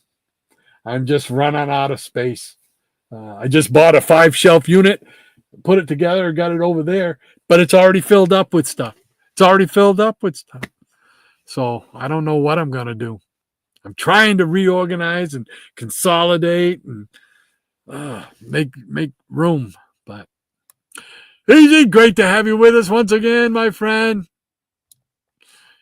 Easy says, take care, everyone. Hope you have a great weekend. You too, Mike. You take care, brother. And Scotty saying, hey, Scotty, you made it just in time for the show to go off the air. So, and Jason, hey, Jason, how you doing? He says, you're still here, Rod? Miss you, but yeah, I miss you too, man. I don't get to Ralph's as much either nowadays.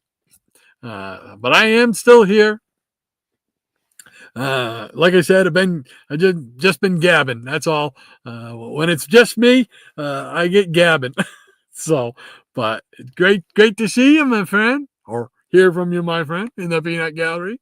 Hope everything's going well with you. I haven't been on Facebook lately. Have you? You must have written some more songs. I haven't been on there recently. I got to get back on there and hear some more of your music, my friend. Got to do that. I got to do that. I got so much to do. So always great to hear from you, Jason, man. And Scotty says, I got back. Scotty says, I figured you'd be done. Yeah, just about. He says, I got a few comics today at the flea market. And Hot Wheels and stuff. Oh, cool beans. You're going to do a video, I assume. I can't wait to see the video. He says, be right back. Got to get some liquid to drink. And Scotty says, hey, Tempest from Mars, were you the one that told me about the white elephant toys? I bought some head and connectors and $10 Mego 8-inch Native American female figures. There you go. That was a tough sentence to work my way through. Easy Comic Reader says, $3 starts with free shipping on the auction. I believe the daily claim sales are $2 with free shipping. Oh, so, okay. Now I'm kind of grasping this. So every day are $2. He's doing claim sales every day now. Not just like a preview video like he used to do. So the actual claim sales are during the week. Okay. I know he said he's working on making it more of a business. So very cool. Shipping on the auction. Cool beans. Awesome. Thank you very much for that, Easy. Keeping me straight, brother. I need it. So thank you so much. I got to go check him out this afternoon too. I got to make a trip to the dump, and then hopefully he'll still be on by the time I get done doing that. So very cool. Thank you very much, Mike. Michael Taylor says, Ingleton from I Love Comics YouTube channel has an affordable comic auction as well. Great books in that one as well every Saturday at 8 p.m. Yes, speaking of that, I was talking with Eric Breen, and I want to incorporate him into it as well. So I'll have like a little preview thing, like a little ad every week for Psychotronic Squirt Gun Aaron and his claim sale. Get a right one for what Triple C is doing now. Get that one squared away so I can advertise for him. And I would like to do an advertisement for Eglinton as well. I think that would be cool because he does have a lot of great comics on there. If I didn't already have them in my collection, I would definitely be buying them. So, and that's from all of them too. So very cool. That's right, Englatine. I Love Comics channel Saturdays at 8 p.m. as well. So definitely check him out. And thank you very much for that, Michael, because I meant to do that and I would have forgotten. Thank you so much. Easy Comic Reader says, Michael Taylor, nothing better than comic shopping from your couch. Yeah, baby. That's right. I love that. Scotty says, when I was a kid, we had a full basement and monsters lived down there. I tried telling myself they didn't exist. They agreed, telling me, no, we don't exist. No, we're just in your mind. Tempest from Mars says, Scotty, yes, glad you managed to get some cool stuff. Yeah. Scotty says it was pretty outside today, and the flea market had more people set up than normal. I bought a Super Famicom game and comics from one guy and some toys from a lady that's always there, and the car guy. Cool beans. Scotty says, yes, they will come on Monday. I think Tempest from Mars, they were cool and said they'd throw in a clear connector free. Cool beans. And Jason, he says, I'm doing good, my friend. I hope you're doing well. Posted the Ballad of Jonah Hex up to all the major streaming sites. Oh, cool. Awesome. Jonah Hex, baby. I love it. So cool. Thank you, Jason. Cool beans. Scotty says, yeah, I'll be doing a video after lunch. I skipped McDonald's. I just didn't want to stop. Well, there you go. Sometimes you got priorities. Scotty says, the one guy who had comics $2 and up, he had Green Lantern Volume 3, number 33 and 35, but for $5. I said, I can get it for $2. $2 from Rob, I bet. There you go. Got to get over there and check it out. Scotty says, my legs feel like rubber. Yeah, that was me after I did the last convention I did. I could feel it. Michael Taylor says, oh, yes, ECR. Sorry to hear about your dad. Yes. Sending prayers to you and your family as well, Mike. Hope all is going well as can be expected in light of that. So the best to you, my friend. All right. I think that catches me up with the peanut gallery for this week. And we're going to skedaddle on out of here. Got to make a dump run, and then I'm going to see if I can't catch up on some of those comics in Rob's auction, not claim sales. See, I'm so conditioned for saying claim sales. So I hope you guys enjoyed the show this week. Again, I know I talk too much, but I'm trying to get better. So hopefully everybody will be here next week. Same bat time, same bat channel. We'll do it all again, and we'll have a lot more fun because Shannon's going to be here. Yeah, baby. So everybody hang out with us next week in the Peanut Gallery, and we'll see you then. All right. That does it from here. So we are off. Everybody take care. Have a great week and weekend. Take care now.